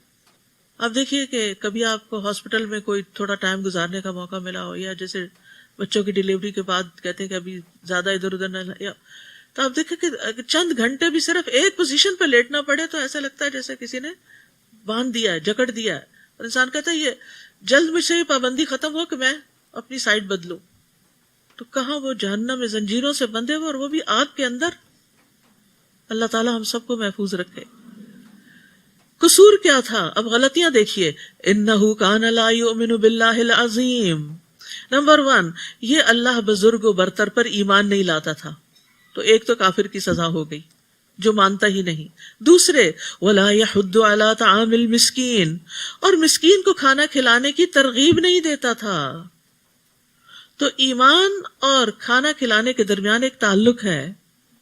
ابو درداء اپنی بیوی کو مساکین کی وجہ سے زیادہ شوربہ بنانے کی ترغیب دیتے تھے. وہ کہتے تھے ہم نے ایمان لا کر آدھی زنجیر اتار پھینکی ہے. یہ جو 70 ہاتھ لمبی زنجیر ہے، ایمان لا کر آدھی زنجیر اتار پھینکی ہے، کیا ہم باقی کی آدھی بھی نہ اتار پھینکیں؟ یعنی کھانا کھلا کر اور ضرورت مندوں کو کھانا کھلا کر. وہ مومن نہیں جو خود پیٹ بھر کے کھائے اور اس کا ہمسایہ بھوکا رہے. ام بجید کہتی ہیں ایک مرتبہ میں نے عرض کیا یا رسول اللہ کی قسم بعض اوقات کوئی مسکین میرے دروازے پہ آ کے کھڑا ہو جاتا ہے اور مجھے شرم آتی ہے کہ میرے گھر میں میرے پاس کچھ بھی نہیں جو میں اسے دے سکوں. تو رسول اللہ صلی اللہ علیہ وسلم نے فرمایا اس کے ہاتھ پہ کچھ نہ کچھ ضرور رکھ دو، اگرچہ جلا ہوا کھر ہی کیوں نہ. یعنی جو تم نے اتار کے کاٹ کے رکھ دیا کہ یہ نہیں کھانے کا، وہی رکھ دو. کیونکہ بعض اوقات آپ نے دیکھا ہوگا کہ غریب مسکین جو ہے وہ کوڑے کے ڈھیروں میں سے بچے کچھ کھانے میں سے کھا رہے ہوتے ہیں اٹھا کے، کیونکہ بھوک ان کو مجبور کر دیتی ہے، مردار تک کھانے کو تیار ہو جاتے ہیں. نبی صلی اللہ علیہ وسلم نے فرمایا بے شک یہ مال و دولت بھی ایک خوشگوار سبزہ ہے. یعنی جیسے گرینری سے انسان کا دل خوش ہوتا ہے، مال و دولت پا کر بھی انسان خوش ہوتا ہے. اور مسلمان کا وہ مال کتنا عمدہ ہے جس سے وہ مسکین، یتیم اور مسافر کو دے. مسکین پہ دروازہ بند کرنے پر اللہ کی رحمت کا دروازہ بند ہوتا ہے. ابو شماخ ازدی اپنے چچا کے بیٹے سے روایت کرتے ہیں جو اصحاب النبی صلی اللہ علیہ وسلم میں سے تھے کہ وہ معاویہ کے پاس داخل ہوئے، پھر کہا میں نے رسول اللہ صلی اللہ علیہ وسلم کو فرماتے ہوئے سنا جو مسلمانوں کے امور کا ذمہ دار بنے پھر وہ اپنا دروازہ مسکینوں، مظلوموں اور ضرورت مندوں کے سامنے بند کر لے تو اللہ تبارک و تعالیٰ بھی اپنی رحمت کے دروازے اس کی ضرورت اور اس کے فقر کے سامنے بند کر دے گا، خاص طور پر مجبوری کی حالت میں جب وہ سب سے زیادہ اس کا ضرورت مند ہوگا. تو اگر ہم چاہتے ہیں کہ ہمارے لیے رحمت کے دروازے کھلیں تو ہمیں اپنے دل، اپنے دروازے خیر کے کاموں کے لیے کھول دینے چاہیے. لہٰذا آج اس کا کوئی غم خوار دوست نہ ہوگا، کیونکہ خود غرض لوگوں کا کوئی دوست نہیں ہوتا. وہ صرف اپنے مزوں میں جیتے ہیں، صرف اپنا فائدہ سوچتے ہیں، وہ دوسروں کے لیے کچھ نہیں کرتے، لہٰذا ان کو بھی کوئی کام نہیں آئے گا. اور زخموں کے دھوون کے سوا اسے کچھ کھانے کو بھی نہیں ملے گا. استغفر اللہ. اور پھر اس کا ایک قصور کیا تھا؟ وَكُنَّا نَخُوضُ مَعَ الْخَائِضِينَ، کہ ہم بحثیں کرنے والوں کے ساتھ مل کے بحثیں کیا کرتے تھے. فَلَيْسَ لَهُ الْيَوْمَ هَاهُنَا حَمِيمٌ وَلَا طَعَامٌ إِلَّا مِنْ غِسْلِينَ، لہٰذا آج اس کا کوئی غمخوار دوست نہ ہوگا اور زخموں کے دھون کے سوا اسے کچھ کھانے کو بھی نہ ملے گا. لا يأكله إلا الخاطئون، جسے گناہگاروں کے سوا کوئی نہیں کھاتا. فلا اقسم بما تبصرون، پس میں ان چیزوں کی بھی قسم کھاتا ہوں جو تم دیکھتے ہو اور ان کی بھی جو تم نہیں دیکھتے. کتنی چیزیں زمین پر ہیں جنہیں ہم نہیں دیکھتے، زمین کی تہوں میں ہیں، پہاڑوں کے اندر خزانے ہیں، سمندر کی تہہ میں خزانے ہیں، ہم نہیں دیکھتے، اللہ ان کو دیکھتا ہے. اللہ جانتا ہے اس نے کیا کچھ پیدا کیا ہے، اور آسمانوں کی تو کوئی بھی چیز سوائے ستاروں کے آگے ہمیں نظر نہیں آتی. اتنی بڑی بڑی چیزوں کی قسم کھا کے اللہ تعالیٰ فرماتے ہیں انہ لقول رسول کریم، بے شک یہ قرآن ایک معزز رسول کی زبان سے نکلا ہے، یہ کسی شاعر کا قول نہیں مگر تم کم ہی ایمان لاتے ہو، اور نہ ہی یہ کسی کاہن کا قول ہے مگر تم لوگ کم ہی غور کرتے ہو. یہ تو رب العالمین کی طرف سے نازل شدہ ہے. اگر وہ رسول خود کوئی بات گھڑ کر ہمارے ذمہ لگا دیتا تو ہم اس کا دایاں ہاتھ پکڑ لیتے، پھر اس کی رگے گردن کاٹ ڈالتے، تو تم میں سے کوئی بھی ہمیں اس کام سے روکنے والا نہ ہوتا. یہ تو یقیناً پرہیزگاروں کے لیے ایک نصیحت ہے، اور ہم خوب جانتے ہیں کہ تم میں سے کچھ لوگ جھٹلانے والے ہیں، اور بلا شبہ یہ کافروں کے لیے باعث حسرت ہے، اور یقیناً یہ بالکل حق ہے. پس اے نبی صلی اللہ علیہ وسلم فسبح بسم ربک العظیم، اپنے رب کے نام کی تسبیح کیجئے جو بڑا عظیم ہے، عظمت والا ہے. سبحان ربی العظیم. سورۃ المعارج. شروع کرتی ہوں اللہ کے نام سے جو بے انتہا مہربان نہایت رحم فرمانے والا ہے. سأل سائل بعذاب واقع، کسی طلب کرنے والے نے اس عذاب کا مطالبہ کیا جو واقع ہو کر رہے گا، جسے کافروں سے کوئی ٹالنے والا نہیں. یہ عذاب اللہ کی طرف سے آئے گا جو بلندیوں کا مالک ہے. بلند ہونے کے اعتبار سے اللہ تعالیٰ کے کچھ اور نام بھی ہیں، جیسے الاعلی، العلی، المتعال، ذو المعارج. اللہ تعالیٰ ہر اعتبار سے بلند ہے، ذات کے اعتبار سے بلند ہے، عرش پر بلند ہے، صفات کے اعتبار سے بلند ہے، قہر اور غلبے کے اعتبار سے بلند ہے. وہ اپنی تمام مخلوق سے بلند اور اونچا ہے. تو اللہ تعالیٰ کے بلند ہونے کو تسلیم کرنا ایمان کی علامت ہے. تعرج الملائکۃ والروح الیہ فی یوم کان مقدارہ 50,000 سنہ، جس کی طرف روح اور فرشتے ایک دن میں چڑھتے ہیں جس کی مقدار 50,000 سال ہے. یعنی اگر انسان چڑھنا چاہے تو 50,000 سال لگے، لیکن جبریل امین اور فرشتے ایک دن میں ہی آ جا لیتے ہیں. فاصبر صبرا جمیلا، پس اے نبی آپ صبر کیجئے صبر جمیل. یعنی اگر یہ عذاب جلدی مانگتے ہیں اور آ نہیں رہا تو لوگ سمجھتے ہیں کہ یہ ہو کیوں نہیں گیا. اگر اللہ تعالیٰ ہے کہیں تو پھر تو یہ کام ہو ہی جانا چاہیے تھا، مظلوم کی مدد ہو جانی چاہیے تھی، بچوں پہ جو ظلم ہوتا ہے ان کی مدد ہو جانی چاہیے تھی، وغیرہ وغیرہ. لیکن اللہ سبحانہ تعالیٰ کے ہاں جو فیصلے ہیں وہ اس طرح نہیں جیسے ہم سوچتے ہیں یا جس طرح ہم کرتے ہیں. اس کے ہاں ہر کام کا ایک مقصد ہے، اس کے پیچھے ایک غرض ہے، اور اس کا ایک وقت ہے. اللہ تعالیٰ نے ہر چیز کا ایک اندازہ مقرر کر رکھا ہے کہ کون سا کام کب ہوگا، وہ ہماری سوچ کے مطابق نہیں. اور یہاں نبی صلی اللہ علیہ وسلم کو حکم دیا جا رہا ہے کہ آپ صبر جمیل سے کام لیجئے. یعنی یہ اگر عذاب جلدی مانگتے ہیں تو آپ جلدی نہ کیجئے، آپ انتظار کیجئے. انہم یرونہ بعیدا، یہ لوگ اسے بہت دور دیکھ رہے ہیں. ونراہ قریبا، مگر ہم اسے قریب دیکھتے ہیں. وہ عذاب کب آئے گا؟ یعنی قیامت قریب ہی ہے. اقتربت الساعہ یوم تکون السماء کالمہل، جس دن آسمان پگھلے ہوئے تانبے کی طرح ہو جائے گا. اس دن انسان کو دنیا کی لمبی زندگی، ہزاروں سال کی زندگی، دن یا دن کا کچھ حصہ لگے گی. اور پہاڑ ایسے ہوں گے جیسے دھنکی ہوئی رنگ رنگ کی روئی. اس دن کوئی جگری دوست اپنے جگری دوست کو نہ پوچھے گا، حالانکہ وہ ایک دوسرے کو دکھائے جائیں گے. مجرم یہ چاہے گا کہ اس دن کے عذاب سے بچنے کے لیے اپنے بیٹوں کو فدیے کے طور پر دے دے، اپنی اولاد کو قربان کر دے کہ اسے جہنم سے بچایا جائے، اور اپنی بیوی کو اور اپنے بھائی کو. بیٹے سب سے زیادہ پیارے ہوتے ہیں، ان کا نام سب سے پہلے لیا گیا، پھر بیوی، پھر اس کے بعد بہن بھائی، کنبا قبیلہ، ایکسٹینڈڈ فیملی جو اسے پناہ دیتے تھے، وہ چاہے گا ان سب کو جھونک دے اور خود جہنم سے بچ جائے. وَمَن فِي الْأَرْضِ جَمِيعًا ثُمَّ يُنْجِيهِ، اور جو کچھ بھی زمین میں ہے سب کچھ دے کر اپنے آپ کو بچا لے. یعنی محبوب ترین چیزوں کو بھی اور irrelevant چیزوں کو بھی، ہر چیز کو بطور فدیہ دینے کو انسان تیار ہوگا، لیکن اللہ سبحانہ وتعالیٰ اس سے کچھ بھی قبول نہ کرے گا. اللہ نے تو بہت آسان چیز کا مطالبہ کیا کہ اللہ کے ساتھ کسی کو شریک نہ ٹھہرایا جائے اور عبادت اسی کی جائے، لیکن ہم اسی کو مشکل سمجھتے ہیں. کلا انہا لظا نزاعۃ للشوا، ہرگز ایسا نہیں ہوگا، وہ آگ ہوگی کھالوں کو ادھیڑ دینے والی، کھالیں گل جائیں گی. وہ ہر اس شخص کو بلائے گی جس نے حق سے پیٹ پھیری اور سرتابی کی اور مال جمع کیا پھر سینت سینت کے رکھا. بلا شبہ انسان تھوڑ دلا پیدا کیا گیا ہے، جب اسے کوئی تکلیف پہنچتی ہے تو گھبرا اٹھتا ہے.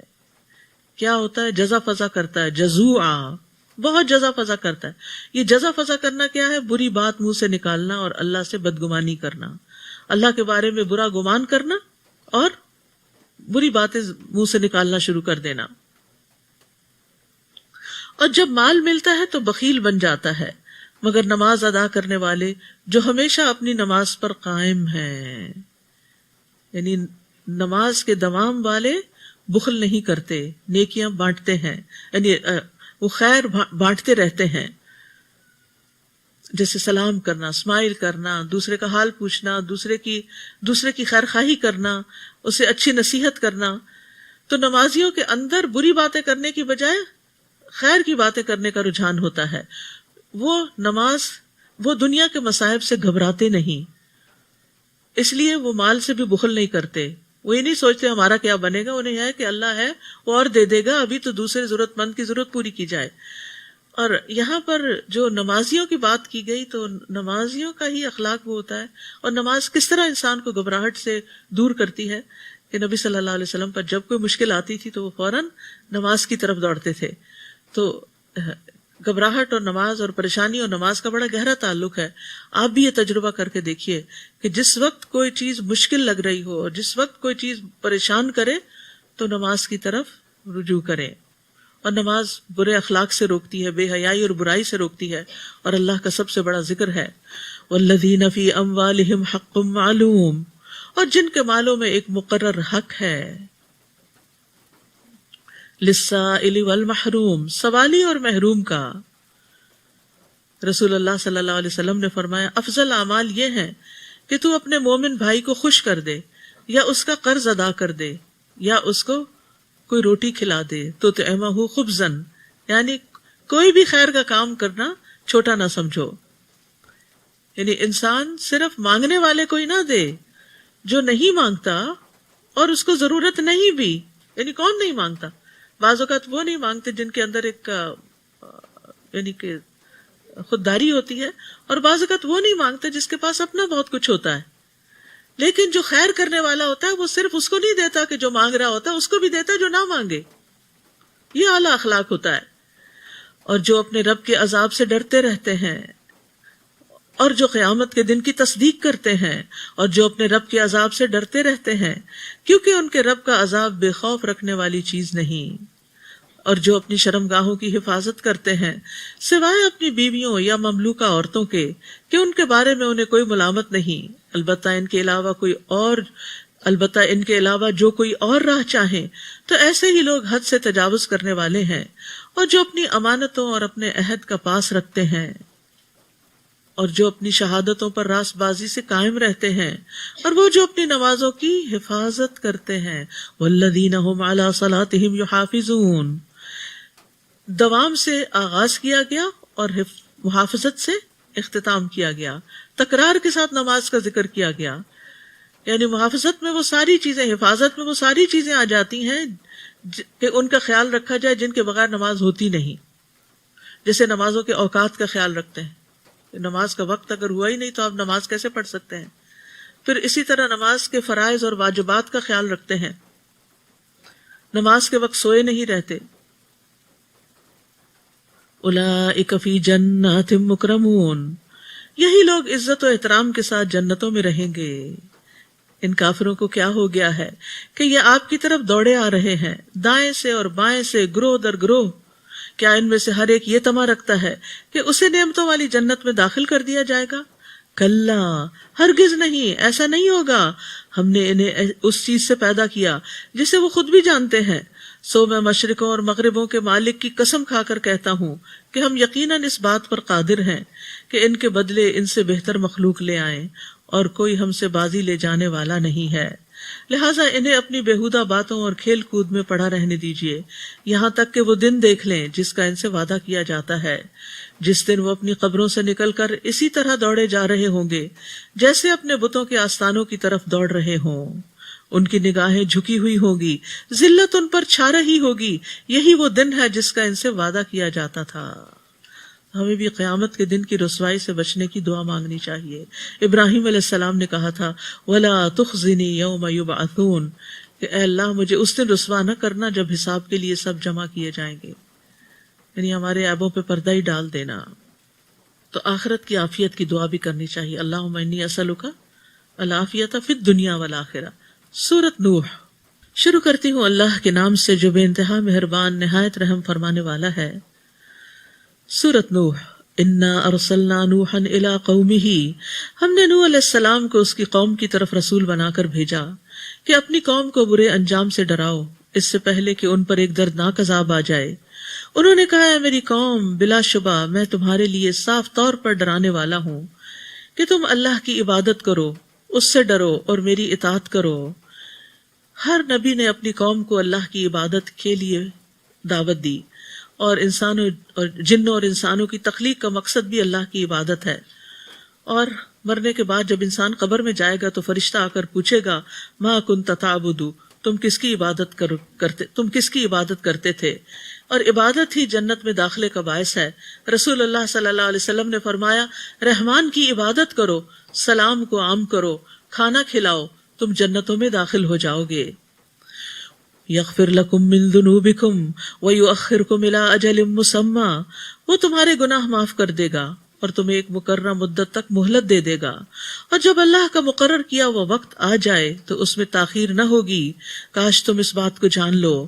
نوح علیہ السلام نے عرض کیا اے میرے رب، میں نے اپنی قوم کو رات اور دن دعوت دی، کوئی لمحہ نہیں چھوڑا، مگر میری دعوت سے ان کے فرار ہی میں اضافہ ہوا، مان کے نہیں دیے. اور میں نے جب بھی انہیں بلایا تاکہ تو انہیں معاف کر دے تو انہوں نے اپنے کانوں میں انگلیاں ڈال لیں اور اپنے کپڑوں سے اپنے منہ ڈھانپ لیے اور اپنی روش پہ اڑ گئے اور تکبر کی انتہا کر دی. آج بھی ایسے لوگوں سے آپ کا واسطہ پڑتا ہوگا کہ جن کو ہر طریقے سے آپ سمجھانے کی کوشش کرتے ہیں لیکن وہ کسی طرح ہاتھ نہیں آتے. پھر میں نے انہیں برملا دعوت دی، پھر انہیں اعلانیہ بھی سمجھایا اور چپ کے بھی، یعنی رسالت کے پیغام کو پہنچانے کے لیے انتہا درجے کی کوششیں کی. فَقُلْتُ اسْتَغْفِرُوا رَبَّكُمْ، میں نے کہا کہ اپنے رب سے معافی مانگ لو، استغفار کر لو، بلا شبہ وہ بڑا معاف کرنے والا ہے. کیا فائدہ ہوگا استغفار کا؟ یرسل السماء علیکم مدرارا، تم پر آسمان سے خوب بارشیں برسائے گا اور تمہاری مال اور اولاد سے مدد کرے گا، تمہارے لیے باغ پیدا کرے گا اور نہریں جاری کرے گا.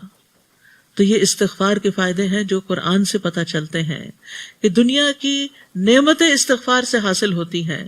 استغفار کرنے سے اللہ کی رحمت ملتی ہے اور دنیا کا بھی بہترین سامان ملتا ہے. اللہ کے عذاب سے رکاوٹ ہوتی ہے، یعنی کوئی مصیبت آنے والی ہوتی ہے تو وہ ٹل جاتی ہے. مَا لَكُمْ لَا تَرْجُونَ لِلَّهِ وَقَارًا، تمہیں کیا ہو گیا ہے کہ تم اللہ کے وقار کا خیال نہیں رکھتے؟ یعنی اللہ کا خوف تمہیں نہیں، اللہ سے حیا نہیں کرتے، حالانکہ اس نے تمہیں کئی حالتوں سے گزار کے پیدا کیا. کیا تم دیکھتے نہیں کہ اللہ نے کس طرح 7 آسمانوں کو اوپر تلے پیدا کیا؟ وَجَعَلَ الْقَمَرَ فِيهِنَّ نُورًا وَجَعَلَ الشَّمْسَ سِرَاجًا، اور ان میں چاند کو نور اور سورج کو چراغ بنایا. اور اللہ نے تمہیں زمین سے عجب طرح اگایا، یعنی زمین کی خوراک پر ہی تم پل کر ماں کے پیٹ میں بڑے ہوتے ہو اور دنیا میں بھی پھر پھلتے پھولتے ہو، پھر اسی زمین میں تمہیں واپس لے جایا جائے گا. سبحان اللہ، 2 اپوزٹ خصوصیات. زمین سے نکلی ہوئی چیز سے ہی انسان بڑھتا ہے، پھلتا ہے، پھولتا ہے، اور پھر جب اس کا جسم بڑھ جاتا ہے اور وہ مر جاتا ہے تو دوبارہ زمین واپس اپنے اندر اس کو ڈیزالو بھی کر لیتی ہے، اب اس کو بڑا نہیں کرتی، اب اس کو ختم کر دیتی ہے۔ یہ سب کچھ کس کے حکم سے ہو رہا ہے؟ اللہ ہی کے حکم سے۔ اور اللہ نے تمہیں زمین سے عجب طرح اگایا، پھر اسی زمین میں تمہیں واپس لے جائے گا اور پھر دوبارہ اسی سے نکھال کھڑا کرے گا۔ اور اللہ ہی نے تمہارے لیے زمین کو فرش کی طرح بچھا دیا تاکہ تم اس کے کھلے راستوں میں چل سکو۔ نوح علیہ السلام نے کہا، اے میرے رب، ان لوگوں نے میری نافرمانی کی اور ان لوگوں کے پیچھے لگ گئے جن کے مال اور اولاد نے ان کے لیے خسارہ ہی بڑھا دیا۔ یعنی بگڑے ہوئے لوگوں کی پیروی کی اور یہ سب ایک کے بعد ایک جنریشن بگڑتی چلی گئی۔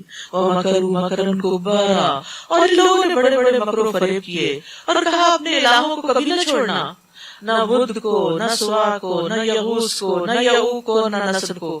یہ ان کے بڑے بتوں کے نام تھے، اور اصل میں یہ بڑے بزرگ تھے، بڑی بڑی شخصیات تھیں جن کے مرنے کے بعد انہوں نے ان کی تصویریں اور بت بنا لیے، اور پھر یہ کہہ کے کہ یہ ہمیں اللہ کی یاد دلاتے ہیں۔ اور کچھ عرصے کے بعد جب وہ جنریشن ختم ہوئی تو اگلی جنریشن نے ڈائریکٹ انہی کی پوجا شروع کر دی، اور یہاں سے بت پرستی کا آغاز ہوا، اور انہوں نے بہت سے لوگوں کو گمراہ کر دیا ہے۔ تو اب تو بھی ان ظالموں کی گمراہی میں ہی اضافہ کر دے۔ مما خطیئاتہم اغرقوا فادخلوا نارا، چنانچہ وہ لوگ اپنے گناہوں کی پاداش میں غرق کیے گئے تھے اور جہنم میں داخل کر دیے گئے۔ اغرقوا ادخلوا دونوں مجہول کے صیغے ہیں۔ تو یہ کون سی آگ ہے؟ یہ سمندر میں، یہ پانی میں تو آگ نہیں ہوتی۔ آل فرعون کو سمندر میں ڈبایا گیا، ان کے لیے بھی آگ کی بات کی گئی، اور قوم نوح کو پانی میں ڈبایا گیا اور یہاں بھی آگ کی بات کی گئی۔ تو جو عالم برزخ ہے وہ دنیا کی زندگی سے بالکل مختلف ہے، اور برزخ کی زندگی میں نعمتیں بھی ہیں اور آگ بھی ہے، عذاب بھی ہے۔ پھر انہوں نے اپنے لیے اللہ سے بچانے والا کوئی مددگار نہ پایا، اور نوح نے کہا، اے میرے رب، کافروں میں سے کوئی بھی زمین پر بسنے والا نہ چھوڑ، اگر تو نے انہیں چھوڑ دیا تو وہ تیرے بندوں کو گمراہ کر دیں گے، اور ان سے جو اولاد ہوگی وہ بھی بدکردار اور سخت کافر ہی ہوگی۔ رب اغفر لی ولوالدی ولمن دخل بیتی مؤمنا وللمؤمنین والمؤمنات ولا تزد الظالمین الا تبارا۔ اے میرے رب، مجھے، میرے والدین کو اور ہر اس شخص کو جو میرے گھر میں مومن کی حیثیت سے داخل ہو، اور سب مومن مردوں اور عورتوں کو معاف کر دے، اور ظالموں کے لیے اور زیادہ ہلاکت بڑھا دے۔ تو یہاں سے دعا کرنے کا طریقہ بھی پتہ چل رہا ہے، اور وہ کیا کہ انسان پہلے اپنے لیے دعا کرے، پھر جو قریب ترین ہے، جن کا احسان سب سے زیادہ ہے ہم پر، والدین، ان کے لیے، اور پھر اس کے بعد جو بھی مومن ہیں ان سب کے لیے۔ نبی صلی اللہ علیہ وسلم جب کسی کے لیے دعا کرنے لگتے تو پہلے اپنے لیے کرتے تھے۔ سورۃ الجن۔ شروع کرتی ہوں اللہ کے نام سے جو بے انتہا مہربان نہایت رحم فرمانے والا ہے۔ سورۃ الجن۔ قل اوحی الی انہ استمع نفر من الجن فقالوا انا سمعنا قرآنا عجبا۔ آپ کہہ دیجئے مجھے وحی کی گئی ہے، یعنی وحی کے ذریعے بتایا گیا، آپ عالم الغیب نہیں تھے، کہ جنوں کے ایک گروہ نے اس قرآن کو غور سے سنا، پھر جا کر اپنی قوم سے کہا کہ ہم نے بڑا عجیب قرآن سنا ہے جو بھلائی کی راہ بتاتا ہے۔ سبحان اللہ، جنوں کو ایک سٹنگ میں پتہ چل گیا کہ قرآن ہدایت کی طرف بلاتا ہے، سو ہم اس پر ایمان لے آئے، اور ہم آئندہ کبھی کسی کو اپنے رب کا شریک نہ ٹھہرائیں گے۔ یہ بھی پتہ چل گیا کہ قرآن شرک سے روکتا ہے، تو جن ایمان لے آئے، لیکن اے اہل مکہ تم نقصان میں پڑ گئے، تم نے کفر کیا اور خسارہ اٹھایا۔ نبی صلی اللہ علیہ وسلم نے فرمایا، آسمان و زمین کے درمیان جتنی چیزیں ہیں وہ سب جانتی ہیں کہ میں اللہ کا رسول ہوں، سوائے نافرمان جنوں اور انسانوں کے، وہ نہیں مانتے۔ اور ہمارے رب کی شان بڑی بلند ہے، اس نے کسی کو بیوی یا بیٹا نہیں بنایا، اور یہ کہ ہمارے نادان لوگ اللہ کے ذمے بہت سی جھوٹی باتیں لگاتے رہے ہیں، اور یہ کہ ہم نے تو یہ سمجھ رکھا تھا کہ انسان اور جن اللہ کے بارے میں کبھی جھوٹ بول نہیں سکتے، اور یہ کہ انسانوں میں سے کچھ لوگ جنوں کے کچھ لوگوں کی پناہ مانگا کرتے تھے، چنانچہ انہوں نے جنوں کے غرور کو اور زیادہ بڑھا دیا تھا، اور آج تک لوگ جنوں کی پناہ لیتے رہتے ہیں۔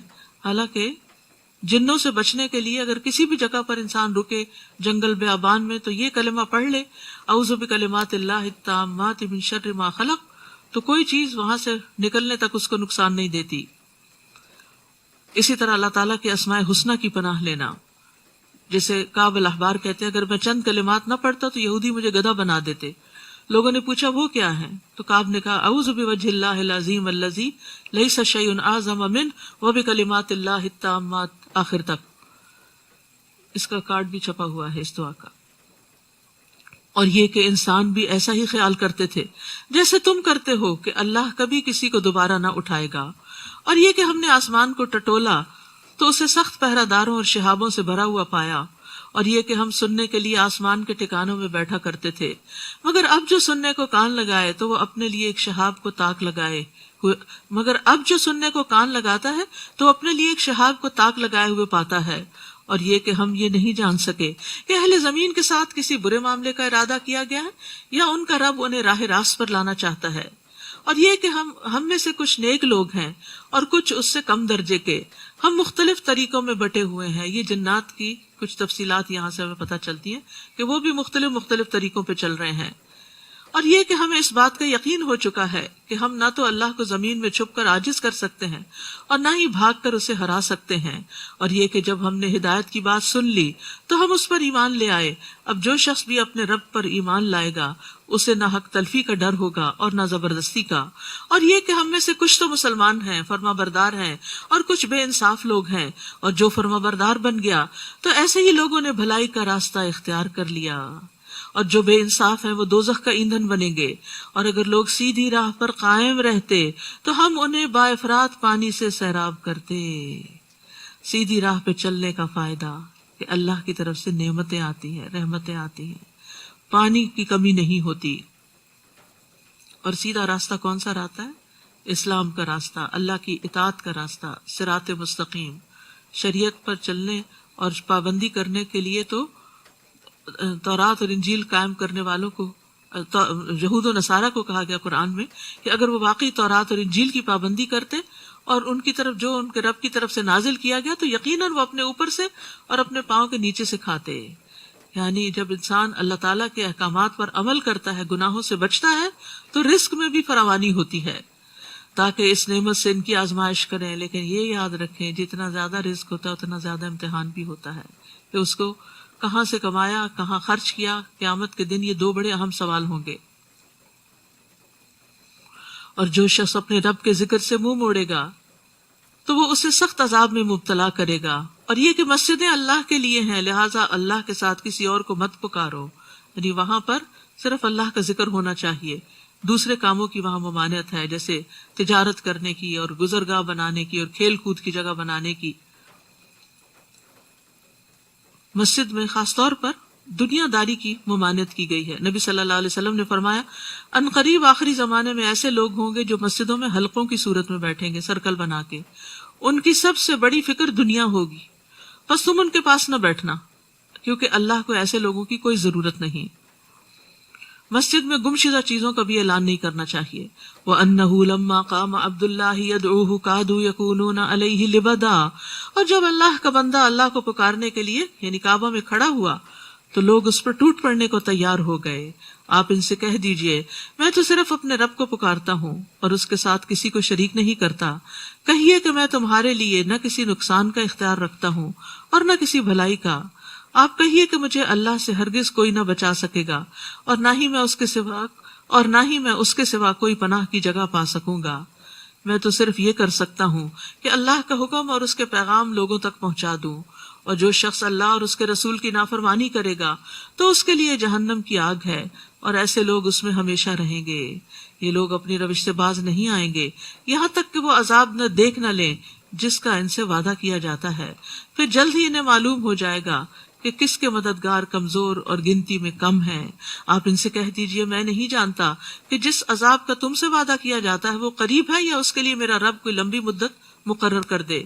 وہ غیب کا جاننے والا ہے اور اپنے غیب پر کسی کو آگاہ نہیں کرتا سوائے ایسے رسول کے جسے وہ کوئی غیب کی بات بتانا پسند کرے. یعنی پورے کا پورا غیب اللہ نے کسی کو بھی نہیں بتایا، جس نبی کو چاہا آگاہ کیا. تو جسے وہ کوئی غیب کی بات بتانا پسند کرے پھر وہ اس وحی کے آگے اور پیچھے محافظ لگا دیتا ہے تاکہ اسے معلوم ہو جائے کہ انہوں نے اپنے رب کے پیغامات پہنچا دیے اور اس نے ان تمام چیزوں کا احاطہ کر رکھا ہے جو ان کے پاس ہیں، اور ہر چیز کو گن گن کر شمار کر رکھا ہے۔ سورۃ المزمل۔ شروع کرتی ہوں اللہ کے نام سے جو بے انتہا مہربان نہایت رحم فرمانے والا ہے۔ یا ایھا المزمل قم اللیل الا قلیلا، اے کپڑا اوڑھنے والے، رات کا تھوڑا حصہ چھوڑ کر باقی رات نماز میں کھڑے رہا کیجیے۔ رات کا نصف حصہ یا اس سے کچھ کم کر لیجیے یا اس سے زیادہ کیجیے، اور قرآن کو خوب ٹھہر ٹھہر کر پڑھا کیجیے۔ یعنی قیام اللیل میں بھی قرآن کو ٹھہر ٹھہر کے پڑھنا چاہیے، بہت تیز نہیں پڑھنا چاہیے۔ ترتیل کی بات یہاں کی گئی ہے، اور ترتیل سے مراد ٹھہر ٹھہر کے، لمبا کر کے، حرکات کو نمایاں کر کے، حروف کو واضح کر کے پڑھنا ہے۔ کیونکہ ترتیل کے ساتھ جب قرآن کی تلاوت کی جاتی ہے تو یہ غور و فکر میں معاون و مددگار ہوتا ہے، اور تیز پڑھنے والا نہ خود سمجھتا کیا پڑھ رہا ہے اور نہ دوسرے کو سمجھ آتی کہ کیا پڑھا گیا۔ نبی صلی اللہ علیہ وسلم اپنی قرات میں ایک ایک حرف کو ٹھہر ٹھہر کر ادا کرتے تھے۔ جب رحمت والی آیت سے گزرتے تو رک کر رحمت کا سوال کرتے، اور جب عذاب والی آیت سے گزرتے تو عذاب سے پناہ مانگتے تھے۔ پھر اسی طرح قرآن کو خوبصورت آواز سے بھی پڑھنا چاہیے۔ نبی صلی اللہ علیہ وسلم نے فرمایا زینوا القرآن باصواتکم، اپنی آوازوں کے ذریعے قرآن کو زینت بخشو۔ اور اسی طرح ایک دن یا رات میں ختم نہیں کرنا چاہیے، اتنی تیزی سے نہیں پڑھنا چاہیے۔ مسلم بن مخراق کہتے ہیں میں نے عائشہ رضی اللہ عنہا سے کہا اے ام المومنین، کچھ لوگ ایسے ہیں جو ایک ہی رات میں 2 یا 3 بار قرآن پڑھ لیتے ہیں، شبینہ وغیرہ جو لوگ کرتے ہیں نا۔ حضرت عائشہ نے فرمایا ان لوگوں کا پڑھنا نہ پڑھنا برابر ہے۔ یعنی انہوں نے کیا پڑھا؟ جس میں سے نہ کچھ سمجھا اور نہ ہی اس کا حق ادا کیا، اس کی قرات کا بھی حق ادا نہیں کیا۔ بلا شبہ ہم آپ پر ایک بھاری کلام نازل کرنے والے ہیں۔ بھاری کلام، وحی الہی جب نازل ہوتی تھی تو آپ پر بہت سخت کیفیت ہوتی تھی، اور آپ کے اوپر گویا ایک بوجھ پڑ جاتا تھا، آپ کے چہرے پر پسینے کے قطرے ٹپکنے لگتے تھے۔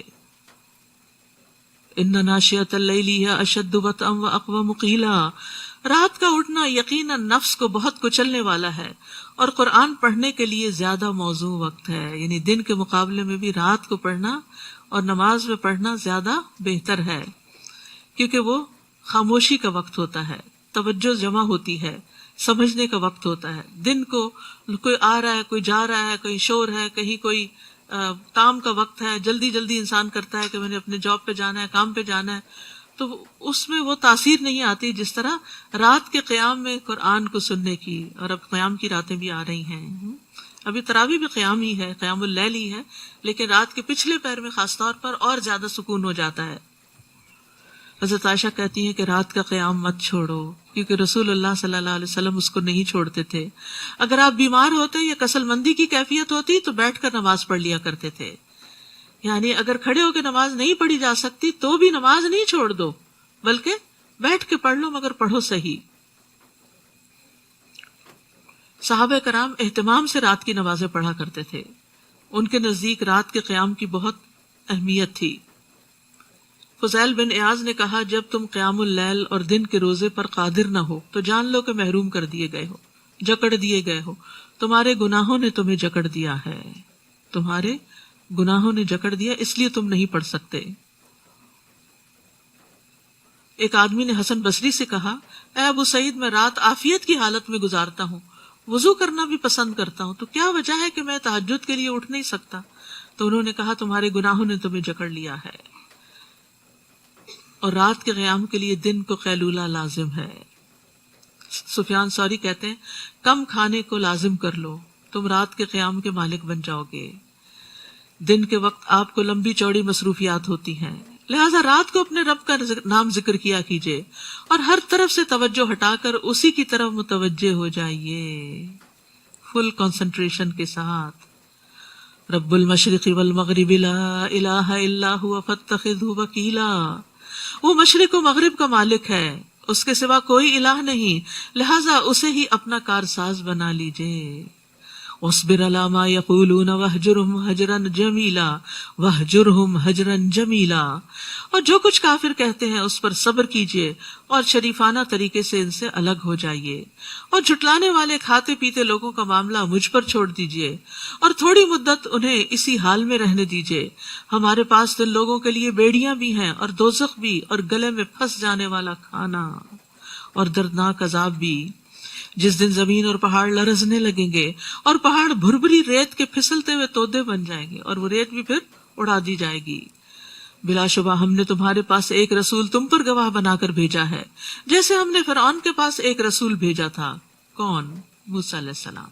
پھر فرعون نے رسول کی بات نہ مانی تو ہم نے اسے بڑی سختی کے ساتھ پکڑ لیا۔ اب اگر تم نے اس رسول کا انکار کر دیا تو اس دن کی سختی سے کیسے بچو گے جو بچوں کو بوڑھا کر دے گا، جس کی سختی سے آسمان پھٹ جائے گا۔ یہ اللہ کا وعدہ ہے جو پورا ہو کر رہے گا۔ ان هذه تذکرہ فمن شاء اتخذ الى ربہ سبیلا، یہ قرآن یقیناً ایک نصیحت ہے، اب جو چاہے وہ اپنے رب کی طرف جانے والی راہ اختیار کر لے۔ یہ قرآن انسان کو رب سے جوڑتا ہے، رب کی طرف لے جاتا ہے، اب جس کا جی چاہے اس سے مضبوط تعلق قائم کر لے۔ آپ کا رب یقیناً جانتا ہے کہ آپ تقریباً 2/3 رات اور کبھی نصف رات کبھی 1/3 رات نماز میں کھڑے ہوتے ہیں، اور آپ کے ساتھیوں میں سے بھی ایک گروہ کھڑا ہوتا ہے، اور رات دن کا تو اللہ ہی کم و بیش، اور رات دن کو تو اللہ ہی کم یا زیادہ کرتا ہے، کبھی راتیں لمبی ہو جاتی ہیں کبھی چھوٹی ہو جاتی ہیں۔ اسے معلوم ہے کہ تم اوقات کا صحیح شمار نہ کر سکو گے، کیوں؟ کیونکہ کوئی گھڑیاں نہیں تھی اس وقت، لہٰذا اس نے تم پر مہربانی کر دی، لہٰذا اب جتنا قرآن آسانی سے پڑھ سکو پڑھ لیا کرو۔ اسے معلوم ہے کہ تم میں سے کچھ بیمار ہوں گے، کچھ دوسرے اللہ کے فضل کی تلاش میں سفر کرتے ہیں، اور کچھ دوسرے اللہ کی راہ میں جہاد کرتے ہیں، لہٰذا جتنا قرآن آسانی سے پڑھ سکو پڑھ لیا کرو، اور نماز قائم کرو اور زکوٰۃ ادا کیا کرو، اور اللہ کو اچھا قرض دیتے رہو، اور جو بھی بھلائی تم اپنے لیے آگے بھیجو گے تو اسے اللہ کے ہاں اس حال میں موجود پاؤ گے کہ وہ اصل عمل سے بہتر اور اجر کے لحاظ سے بہت زیادہ ہوگی، اور اللہ سے معافی مانگتے رہو، اللہ یقیناً بخشنے والا رحم کرنے والا ہے۔ تو جتنا انسان کے لیے ممکن ہو آخری رات میں اٹھے اور قیام کرے، اور اگر سمجھے کہ نہیں اٹھ سکتا تو عشاء کی نماز کے بعد کچھ نوافل پڑھ کے سو جائے تاکہ اس کا قیام اللیل ہو جائے۔ سورۃ المدثر شروع کرتی ہوں اللہ کے نام سے جو بے انتہا مہربان نہایت رحم فرمانے والا ہے۔ سورۃ المدثر، یا ایھا المدثر قم فانذر وربک فکبر، اے محمد صلی اللہ علیہ وسلم جو کمبل اوڑھے سو رہے ہو، اٹھیے اور لوگوں کو برے انجام سے ڈرائیے اور اپنے رب کی بڑائی بیان کیجیے، اپنے رب کی بڑائی بیان کیجیے۔ اللہ اکبر، اللہ اکبر کہنا زمین و آسمان کے درمیان کی فضا کو بھر دیتا ہے۔ اللہ کے جو محبوب کلمات ہیں، سبحان اللہ والحمد للہ ولا الہ الا اللہ واللہ اکبر، تو ان میں اللہ اکبر بھی آتا ہے، اور جب اللہ اکبر کبیرہ کہا جاتا ہے تو آسمان کے دروازے کھل جاتے ہیں۔ ابن عمر کہتے ہیں ہم رسول اللہ صلی اللہ علیہ وسلم کے ساتھ نماز پڑھ رہے تھے کہ جماعت میں سے ایک آدمی نے کہا اللہ اکبر کبیرہ والحمد للہ کثیرہ وسبحان اللہ بکرۃ واصیلا، تو آپ نے فرمایا یہ کلمات کس نے کہے ہیں؟ تو جماعت میں سے ایک آدمی نے عرض کیا کہ میں ہوں اللہ کے رسول۔ آپ نے فرمایا مجھے تعجب ہوا کہ اس کے لیے آسمان کے دروازے کھولے گئے ہیں۔ یعنی جب انسان محبت کے ساتھ اللہ کی تعریف، تسبیح اور تکبیر بیان کرتا ہے تو اس کی قدر کی جاتی ہے۔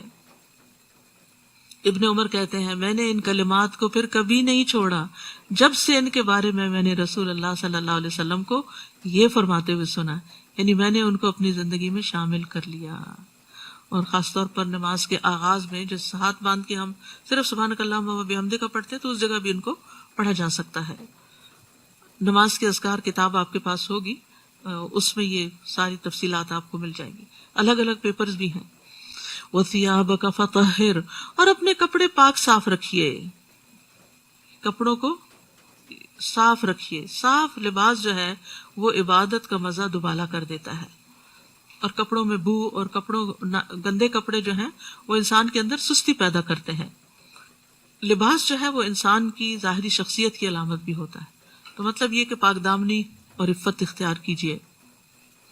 والرجز فاہجر، اور گندگی سے دور رہیے، ولا تمنن تستکثر، اور زیادہ حاصل کرنے کے لیے احسان نہ کیجیے، ولربک فاصبر، اور اپنے رب کی خاطر صبر کیجیے. یعنی یہ پیغام آپ پہنچانے لگے، مشکلات آئیں گی لیکن صبر کرتے جائیے. حقیقت یہ ہے کہ دین کا کوئی بھی کام صبر کے بغیر نہیں ہو سکتا. اللہ تعالیٰ امتحان لیتا ہے، آزماتا ہے، ٹیسٹ کرتا ہے کہ کون اس راستے پر قائم رہتا ہے. فَإِذَا نُقِرَ فِي النَّاقُورِ، پھر جب سور میں پھونک ماری جائے گی، فَذَلِكَ يَوْمَئِذٍ يَوْمٌ عَسِيرٌ، تو یہ دن بڑا کٹھن ہوگا. عَلَى الْكَافِرِينَ غَيْرُ يَسِيرٌ، کافروں کے لیے آسان نہ ہوگا. ذرنی ومن خلقت وحیدا، مجھے چھوڑ دیجیے اور اسے جسے میں نے اکیلا پیدا کیا. وجعلت له مالا ممدودا، اور اسے لمبا چوڑا مال عطا کیا. Detailed accounts. وبنین شہودا، اور ہر وقت موجود رہنے والے بیٹے دیے. ومہدت له تمہیدا، اور ہر طرح سے اس کے لیے ریاست کی راہ ہموار کی. ثم یطمع ان ازید، پھر وہ طمع رکھتا ہے کہ میں اسے اور بھی دوں. کلا انہ کان لآیاتنا عنیدا، ہرگز نہیں، ایسا نہیں ہو سکتا، کیونکہ وہ ہماری آیات سے اناد رکھتا ہے، اس کو ہمارے قرآن سے دشمنی ہے. میں ان قریب اسے ایک سخت چڑھائی چڑھاؤں گا. اس نے سوچا اور ایک بات بنانے کی کوشش کی، اس پر اللہ کی مار اس نے کیسی بات بنائی. پھر اس پہ اللہ کی مار اس نے کیسی بات بنائی. پھر اس نے اپنے ساتھیوں کی طرف دیکھا، پھر اس نے پیشانی سکیڑی اور منہ بسورا، پھر وہاں سے چلا گیا اور تکبر میں آ گیا. آخر کار یہ کہا، یہ تو محض جادو ہے جو نقل در نقل چلا آ رہا ہے. بس انسانی کا قول ہے. یعنی قرآن کے بارے میں اتنی لمبی چوڑی باتوں کے بعد یہ تبصرہ کیا. فرمایا سأصلیہ سقر، جلد ہی میں اسے سقر میں جھونک دوں گا. اور آپ کیا جانے کہ سقر کیا ہے، وہ نہ باقی رکھے گی نہ چھوڑے گی. کھال کو جھلس دینے والی، اس پر 19 فرشتے مقرر ہیں. ہم نے دوزخ کے محافظ فرشتوں ہی کو بنایا ہے، اور ان کی تعداد کو کافروں کے لیے آزمائش بنا دیا ہے، تاکہ اہل کتاب کو یقین آ جائے اور ایمانداروں کا ایمان زیادہ ہو، اور اہل کتاب اور ایماندار کسی شک میں نہ رہیں، اور تاکہ دل کے مریض اور کافر یہ کہیں کہ بھلا اللہ کا اس مثال سے کیا مطلب. اسی طرح اللہ جسے چاہے گمراہ کر دیتا ہے اور جسے چاہے ہدایت دیتا ہے، اور آپ کے رب کے لشکروں کو خود اس کے سوا کوئی اور نہیں جانتا. یہ دوزخ کا ذکر صرف اس لیے ہے کہ لوگوں کو نصیحت ہو. وما ہی الا ذکری للبشر کلا والقمر، مگر یہ لوگ ہرگز نصیحت قبول نہ کریں گے. قسم ہے چاند کی اور رات کی جب وہ جانے لگے اور صبح کی جب وہ روشن ہو جائے. دوزخ بھی بڑی چیزوں میں سے ایک ہے. یعنی جس طرح یہ بڑی بڑی نشانیاں دن اور رات، چاند، سورج وغیرہ، اسی طرح جہنم بھی بہت بڑی بلا ہے. وہ انسانوں کے لیے موجب خوف ہے، جو تم میں سے آگے بڑھنا چاہے یا پیچھے رہنا چاہے. ہر شخص اپنے اعمال کے بدلے گر بھی پڑا ہوا ہے، سوائے دائیں ہاتھ والوں کے. وہ جنتوں میں ہوں گے. مجرموں سے پوچھتے ہوں گے تمہیں کیا چیز دوزخ میں لے گئی. وہ کہیں گے ہم نماز ادا نہیں کرتے تھے. لم نکو من المصلین. اللہ رحم کرے سب پر اور سب کو نمازی بنا دے. ولم نکو نطعم المسکین، اور ہم مسکینوں کو کھانا نہیں کھلاتے تھے. وکنا نخوض مع الخائضین، اور ہم بحثیں کرنے والوں کے ساتھ مل کے بحثیں کرتے تھے. تو یاد رکھیے، جو نماز کو ضائع کر دے اور نیکی کے کام کو ضائع کر دے، پھر اس کے لیے جہنم ہی کافی ہے. نیکی میں کسی چیز کو حقیر نہیں سمجھنا چاہیے، خواہ تم کسی کو ایک رسی ہی دو یا جوتی کا تسمہ ہی دو، کیونکہ بعض اوقات اس کی وہی شدید ضرورت ہو سکتی ہے. ایک اور روایت میں آتا کھجور کا ٹکڑا ہی کیوں نہ دو. آپ نے فرمایا چاہے جلا ہوا کھر ہی کیوں نہ دو، چاہے جلا ہوا کھر ہی کیوں نہ دو.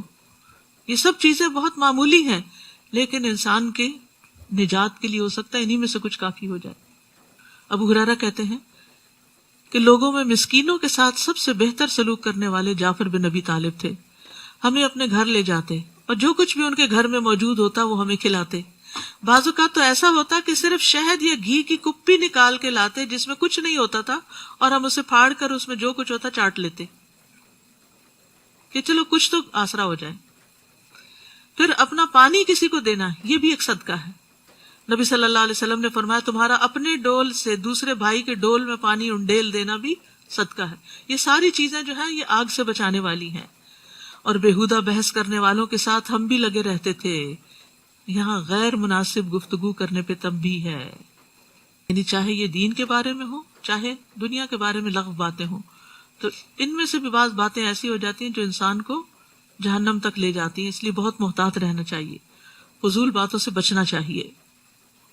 وَكُنَّا نُكَذِّبُ بِيَوْمِ الدِّينِ، اور ہم روز جزا کو جھٹلایا کرتے تھے یہاں تک کہ ہمیں موت آ گئی. اس وقت سفارش کرنے والوں کی سفارش انہیں کچھ فائدہ نہ دے گی. پھر انہیں کیا ہو گیا ہے کہ نصیحت سے منہ موڑ رہے ہیں، جیسے وہ بد کے ہوئے گدھے ہوں جو شیر کے ڈر سے بھاگ کھڑے ہوں. کبھی آپ نے دیکھا ہوگا موویز وغیرہ میں جو بلڈر بیسٹ ہوتے ہیں، شیر جدھر سے آتا ہے تو وہ ایسے یعنی کہ اندر دھند بھاگ رہے ہوتے ہیں. تو ان کی مثال دے کے کہا کہ وہ جیسے وہ گدھے بھاگتے ہیں نا، تو ایسے یہ ناسمجھ لوگ قرآن سے اور اللہ کی بات سے بھاگتے ہیں جو شیر کے ڈر سے بھاگ کھڑے ہوں. بلکہ ان میں سے ہر ایک یہ چاہتا ہے کہ اسے خود کھلی کتاب دی جائے، اسے کھلی ہوئی کتاب دی جائے. تو یعنی یہ تو پاسبل نہیں ہے اور اس کی ضرورت بھی نہیں ہے، ہرگز نہیں. بلکہ اصل بات یہ ہے کہ یہ لوگ آخرت سے نہیں ڈرتے، ہرگز نہیں. یہ تو ایک نصیحت ہے، اب جس کا جی چاہے اسے قبول کر لے. اور یہ لوگ نصیحت قبول نہ کریں گے الا یہ کہ اللہ ہی ایسا چاہے. وہی اس بات کا اہل ہے کہ اس سے ڈرا جائے اور وہی معاف کر دینے کا اہل ہے. تو ایمان جو ہے وہ خوف اور امید کے درمیان ہے. جو اللہ سے جتنا ڈرتا ہے اتنا ہی معزز ہوتا ہے، اور یہ کامیابی پانے کا ذریعہ بھی ہے. اور اللہ کے خوف سے بہنے والے آنسوؤں کی بڑی فضیلت ہے. نبی صلی اللہ علیہ وسلم نے فرمایا، اللہ کے نزدیک 2 قطروں اور 2 نشانوں سے زیادہ کوئی چیز محبوب نہیں. ایک وہ قطرہ جو اللہ کے خوف سے آنسو بن کر نکلے، اور دوسرا وہ خون کا قطرہ جو اللہ کی راہ میں بہے. ہم دنیا کے لیے تو بہت روتے ہیں لیکن اللہ کے ڈر سے کم ہی روتے ہیں. تو اپنے رونے کو کنورٹ کر لیں، بس اللہ کے ڈر سے روئیں کہ جو میں نے کوئی غلط کام کیا اس پر اللہ تعالیٰ معاف کر دے. دنیا کی چیزوں کے لیے نہ روئیں، یہ تو بہت فانی اور عارضی ہیں. سورۃ القیامہ. شروع کرتی ہوں اللہ کے نام سے جو بے انتہا مہربان نہایت رحم فرمانے والا ہے. سورۃ القیامہ. لا اقسم بیوم القیامہ ولا اقسم بالنفس اللوامہ. میں قیامت کے دن کی قسم کھاتا ہوں اور میں ملامت کرنے والے نفس کی قسم کھاتا ہوں. قسم کیوں کھاتے ہیں؟ اللہ تعالیٰ اس چیز کو دلیل بناتے ہیں، گواہ لاتے ہیں کہ انسان کے اندر جو نفس ہے ملامت کرنے والا، وہ بھی چاہتا ہے کہ کوئی بدلے کا دن ہو، اور قیامت تو ہے ہی بدلے کا دن. کیا انسان یہ سمجھتا ہے کہ ہم اس کی ہڈیاں اکٹھی نہ کر سکیں گے؟ یعنی اس لیے انکار کرتا ہے کہ قیامت نہیں آئے گی کیونکہ ہڈیاں جمع نہیں ہو سکیں گی. کیوں نہیں؟ ہم اس بات پر قادر ہیں کہ پھر سے اس کی انگلیوں کے پور پور تک درست بنا دیں. بلکہ انسان یہ چاہتا ہے کہ وہ اپنے آگے آنے والے دنوں میں نافرمانی کرتا رہے. پوچھتا ہے کہ قیامت کا دن کب ہوگا؟ تو اس کا جواب یہ ہے کہ جب آنکھیں چندھیا جائیں گی اور چاند گہنا جائے گا اور سورج اور چاند ملا دیے جائیں گے. اس دن انسان کہے گا کہاں بھاگ کر جاؤں؟ ہرگز نہیں، اسے کوئی پناہ کی جگہ نہ ملے گی. اس دن آپ کے رب ہی کی طرف جا کر ٹھہرنا ہے. تو بہتر ہے انسان دنیا میں ہی اپنے رب کی طرف بار بار پلٹے. اس دن انسان کو بتایا جائے گا کہ اس نے آگے کیا بھیجا اور پیچھے کیا چھوڑا. بلکہ انسان اپنے آپ کو خود خوب دیکھنے والا ہے، خواہ وہ کتنی ہی معذرتیں پیش کرے.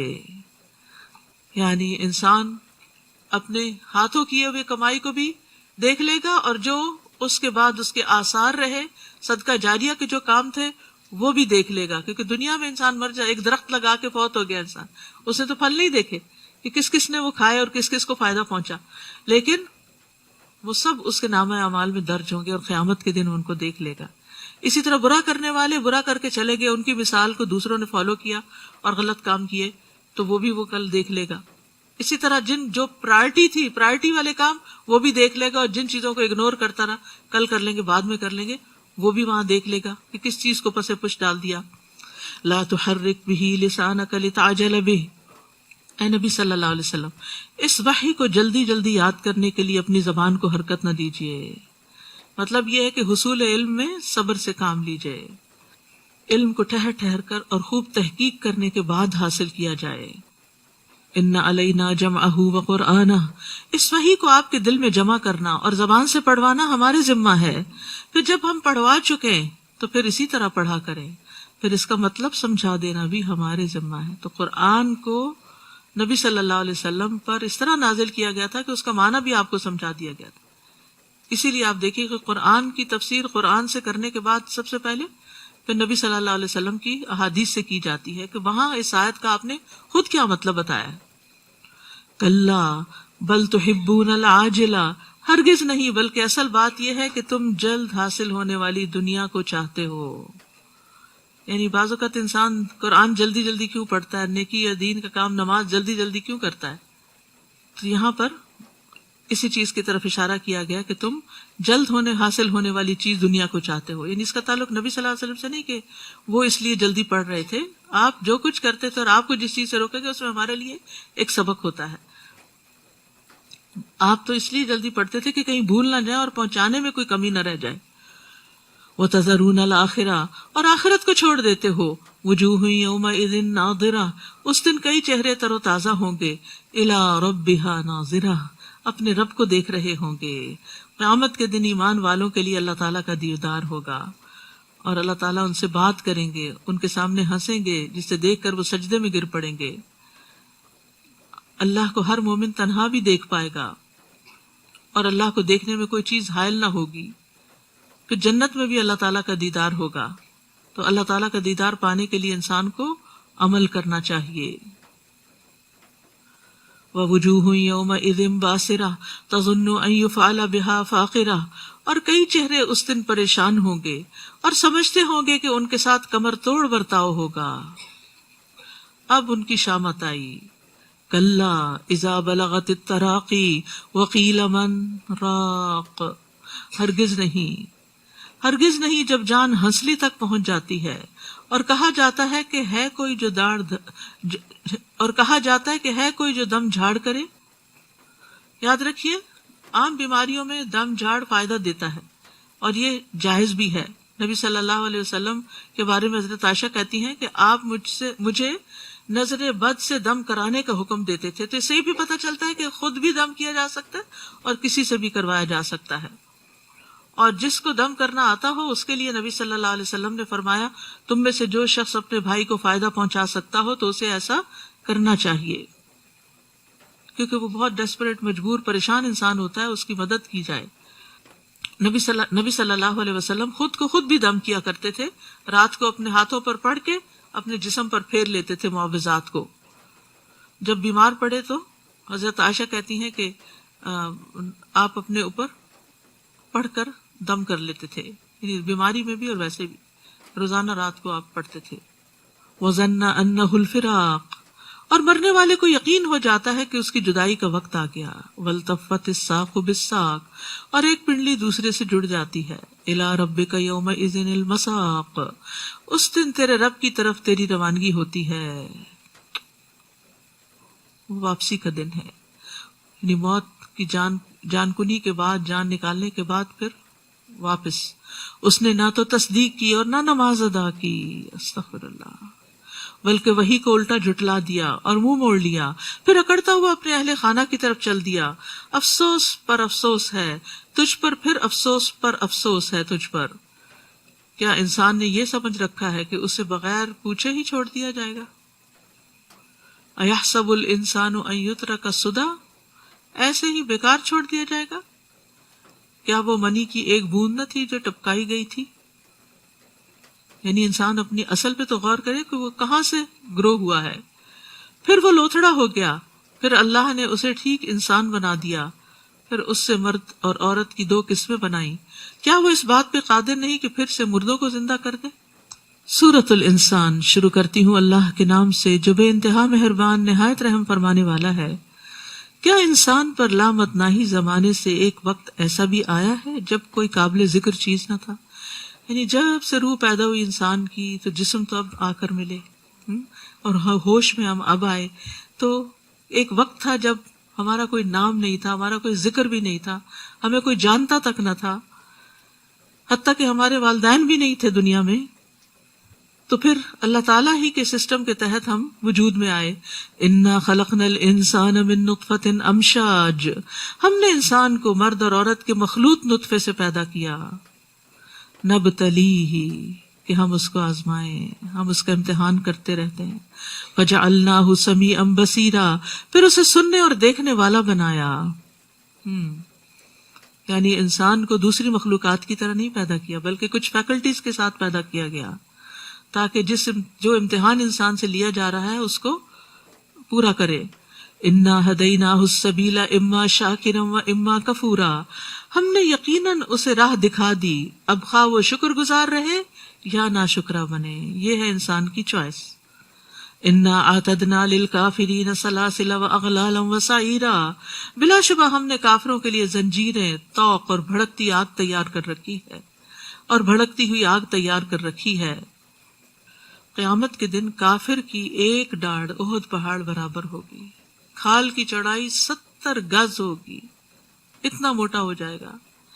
ایک ران برقان پہاڑ کے برابر ہوگی، اور جہنم میں اس کے بیٹھنے کی جگہ آپ نے فرمایا میرے اور ربضہ کے درمیانی فاصلے جتنی ہوگی، جو مدینہ سے 170 کلومیٹر کے فاصلے پر ہے. اس سے آپ اندازہ لگائیں کہ ایک ایک جہنمی کتنا موٹا ہو جائے گا، کتنا بڑا ہو جائے گا، اور جتنا بڑا ہوگا اتنی سزا زیادہ. ان الابرار یشربون من کأس کان مزاجها کافورا، نیک لوگ شراب کے ایسے جام پیئیں گے جس میں کافور کی آمیزش ہوگی. ابرار کا انجام بتایا جا رہا ہے. وتوفنا مع الابرار عین یشرب بها عباد اللہ یفجرونها تفجیرا، وہ ایک چشمہ ہے جس سے اللہ کے بندے پیئیں گے اور جہاں چاہیں گے بسہولت اس کی شاخیں نکال لیں گے. یہ کون لوگ ہوں گے خوش قسمت؟ یوفون بالنذر، یہ وہ لوگ ہوں گے جو اپنی نظریں پوری کرتے ہیں، نظر پوری کرتے ہیں جو اللہ کے نام پہ مانی جاتی ہے. یا نظر وہ نیکی ہوتی ہے جو اللہ نے ہم پر لازم نہیں کی، ہم اس کو اپنے اوپر خود اس کی پابندی کرتے خود لازم کر لیتے ہیں. یعنی جو اللہ کے نام لے کے یا اللہ سے اجر پانے کے لیے جو کمٹمنٹس کی، اور اس دن سے ڈرتے ہیں جس کی آفت ہر سو پھیلی ہوئی ہوگی. وَيُطْعِمُونَ الطَّعَامَ عَلَىٰ حُبِّهِ مِسْكِينًا وَيَتِيمًا وَأَسِيرًا، اور خود کھانے کی محبت کے باوجود وہ مسکین، یتیم اور قیدی کو کھانا کھلا دیتے ہیں. کھانا کھلانا افضل اعمال میں سے ہے. رسول اللہ صلی اللہ علیہ وسلم نے فرمایا افضل اعمال مومن کو خوشی دینا ہے.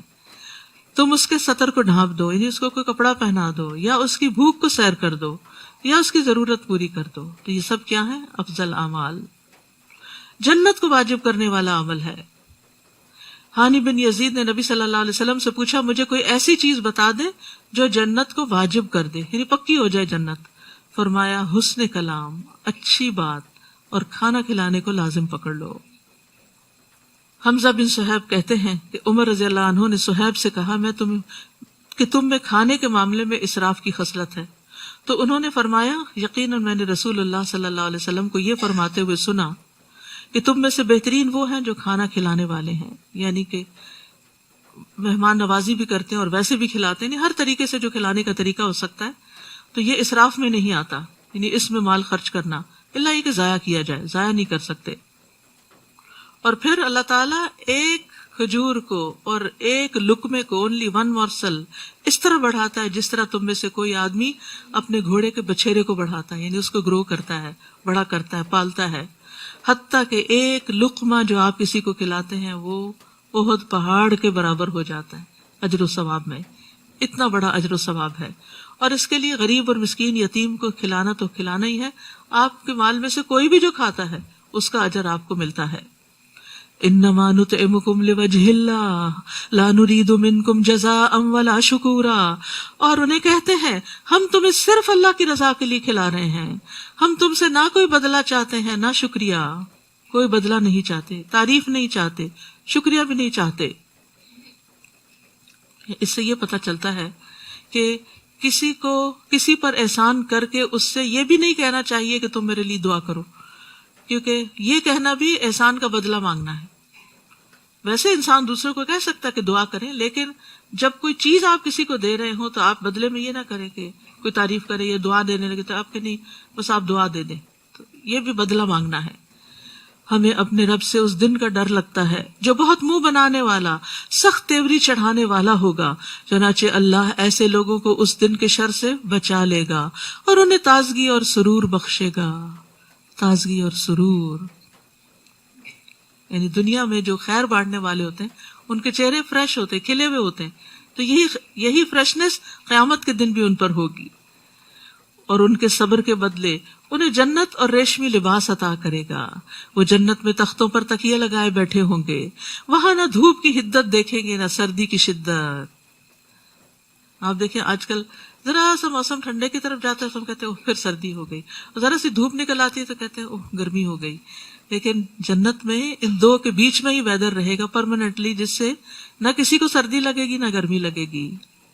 یعنی اتنی مائنیوٹ چیزوں کا بھی خیال رکھا گیا کہ ٹیمپریچر جو ہے وہ کتنا ہونا چاہیے، کیونکہ ٹیمپریچر کی سیٹنگ اگر ٹھیک نہ ہو تو سارے آرام اور کمفرٹ بیکار ہو جاتے ہیں. جنت کے درختوں کے سائے ان پر جھکے ہوئے ہوں گے اور ان کے خوشے مکمل طور پر ان کے تابع فرما بنا دیے جائیں گے. بڑے بڑے درخت، لمبے سائے. جنت کے درختوں کے تنے سونے کے ہوں گے، موتی اور سونے کی جڑیں ہوں گی، اور ان پر چاندی کے برتن اور شیشے کے ساغر پھرائے جائیں گے. شیشے بھی ایسے جو چاندی سے مرکب ہوں گے، اور انہیں منتظمین جنت نے ایک خاص ترکیب سے بنایا ہوگا. وہاں انہیں شراب کے ایسے جام پلائے جائیں گے جن میں سونٹ کی آمیزش ہوگی. یہ جنت میں ایک چشمہ ہوگا جسے سلسبیل کہا جاتا ہے، اور ان کی خدمت کے لیے ایسے لڑکے دوڑتے پھر رہے ہوں گے جو ہمیشہ لڑکے ہی رہیں گے. جب تم انہیں دیکھو تو سمجھو کہ وہ بکھرے ہوئے موتی ہیں. اتنی زبردست سروس. عبداللہ بن عمر کہتے ہیں کم تر درجے کا جنتی وہ ہے جس کے لیے 1000 خادم بھاگ دوڑ کر رہے ہوں گے. 1000 سرو کرنے والے. ہر خادم ایسے کام پر مامور ہوگا جس پہ اس کا ساتھی نہ ہوگا. ہر ایک الگ الگ آپ کے لیے کام کر رہا ہوگا، تو کسی بھی چیز کا انتظار نہیں کرنا پڑے گا. اور جدھر بھی تم دیکھو تو نعمتیں ہی نعمتیں اور ایک بہت بڑی سلطنت دیکھو گے. ہر طرف رونقیں ہی رونقیں. ان پر باریک ریشم اور گاڑھے ریشم کے لباس ہوں گے، اور انہیں چاندی کے کنگن پہنائے جائیں گے، اور ان کا رب انہیں نہایت صاف ستھرے مشروب پلائے گا. وَسَقَاهُمْ رَبُّهُمْ شَرَابًا طَهُورًا. پیچھے آپ نے دیکھا کہ جنت کا ایک چشمہ ہوگا جسے جنتی جہاں چاہیں گے وہاں کے لے جائیں گے، یعنی خود پیئیں گے. دوسرے ولدان پلائیں گے، غلام پلائیں گے، خادم پلائیں گے، اور تیسرے اس سے بھی اعلیٰ درجے کے مقربون کو رب پلائے گا. وَسَقَاهُمْ رَبُّهُمْ شَرَابًا طَهُورًا. اور فرمائے گا یہ ہے تمہاری جزا، اور تمہاری کوشش کی قدر کی گئی. یعنی معمولی نیکی کی بھی قدر کرنے والا ہے. رسول اللہ صلی اللہ علیہ وسلم نے فرمایا جس نے مسلمانوں کے راستے سے ایسی چیز ہٹا دی جو انہیں تکلیف پہنچاتی ہو، اللہ اس کے لیے نیکی لکھ دیتا ہے، اور جس کے لیے اللہ نیکی لکھ دے اس کی وجہ سے اسے جنت میں داخل کرتا ہے. اے نبی، ہم نے ہی یہ قرآن تھوڑا تھوڑا کر کے آپ پر نازل کیا ہے، لہٰذا آپ اپنے رب کے حکم کے مطابق صبر کیجئے، اور ان میں سے کسی گناہگار یا ناشکرے کی بات نہ مانیے، اور صبح و شام اپنے رب کا نام یاد کیجئے، اور رات کو بھی اس کے حضور سجدہ کیجئے، اور رات کے طویل اوقات میں اس کی تسبیح کیجئے. یہ لوگ تو بس دنیا سے ہی محبت رکھتے ہیں، اور ان کے آگے جو بھاری دن آنے والا ہے اسے نظر انداز کر دیتے ہیں. ہم نے ہی انہیں پیدا کیا اور ان کے جوڑ بند مضبوط کیے، اور جب ہم چاہیں ایسے ہی اور لوگ ان کی جگہ پر لے آئیں. ان هذه تذکرہ فمن شاء اتخذ الی ربہ سبیلا. یہ قرآن ایک نصیحت ہے، اب جو چاہے اپنے رب کی طرف جانے والا راستہ اختیار کر لے. اللہ نے راہیں دکھا دی، اب جو چاہے پیروی کرے. اور تم وہی کچھ چاہ سکتے ہو، اور تم وہی کچھ چاہ سکتے ہو جو اللہ چاہتا ہے. اللہ یقیناً سب کچھ جاننے والا، حکمت والا ہے. يدخل من يشاء في رحمته والظالمين اعد لهم عذابا الیما. وہ جسے چاہے اپنی رحمت میں داخل کرتا ہے، اور ظالموں کے لیے اس نے دردناک عذاب تیار کر رکھا ہے. سورۃ المرسلات. نبی صلی اللہ علیہ وسلم اس کو مغرب میں پڑھا کرتے تھے. والمرسلات عرفا فالعاصفات عصفا. ان ہواؤں کی قسم جو دھیرے دھیرے چلتی ہیں، پھر زور پکڑ کر جھکڑ بن جاتی ہیں، اور بادلوں کو اٹھا کر پھیلا دیتی ہیں، پھر انہیں پھاڑ کر جدا کر دیتی ہیں، پھر دلوں میں اللہ کی یاد ڈالتی ہیں، عذر کی صورت میں یا ڈرانے کی صورت میں. ایک ہوا جو ہمیں نظر نہیں آتی کیا کچھ کر جاتی ہے، کیسی کیسی قوت ہے اس میں. تو اس سے بھی سبق حاصل کرو، اس سے دلیل پکڑو. کیا انما توعدون لواقع، کہ جس چیز کا تم سے وعدہ کیا جاتا ہے وہ ضرور ہو کر رہے گی.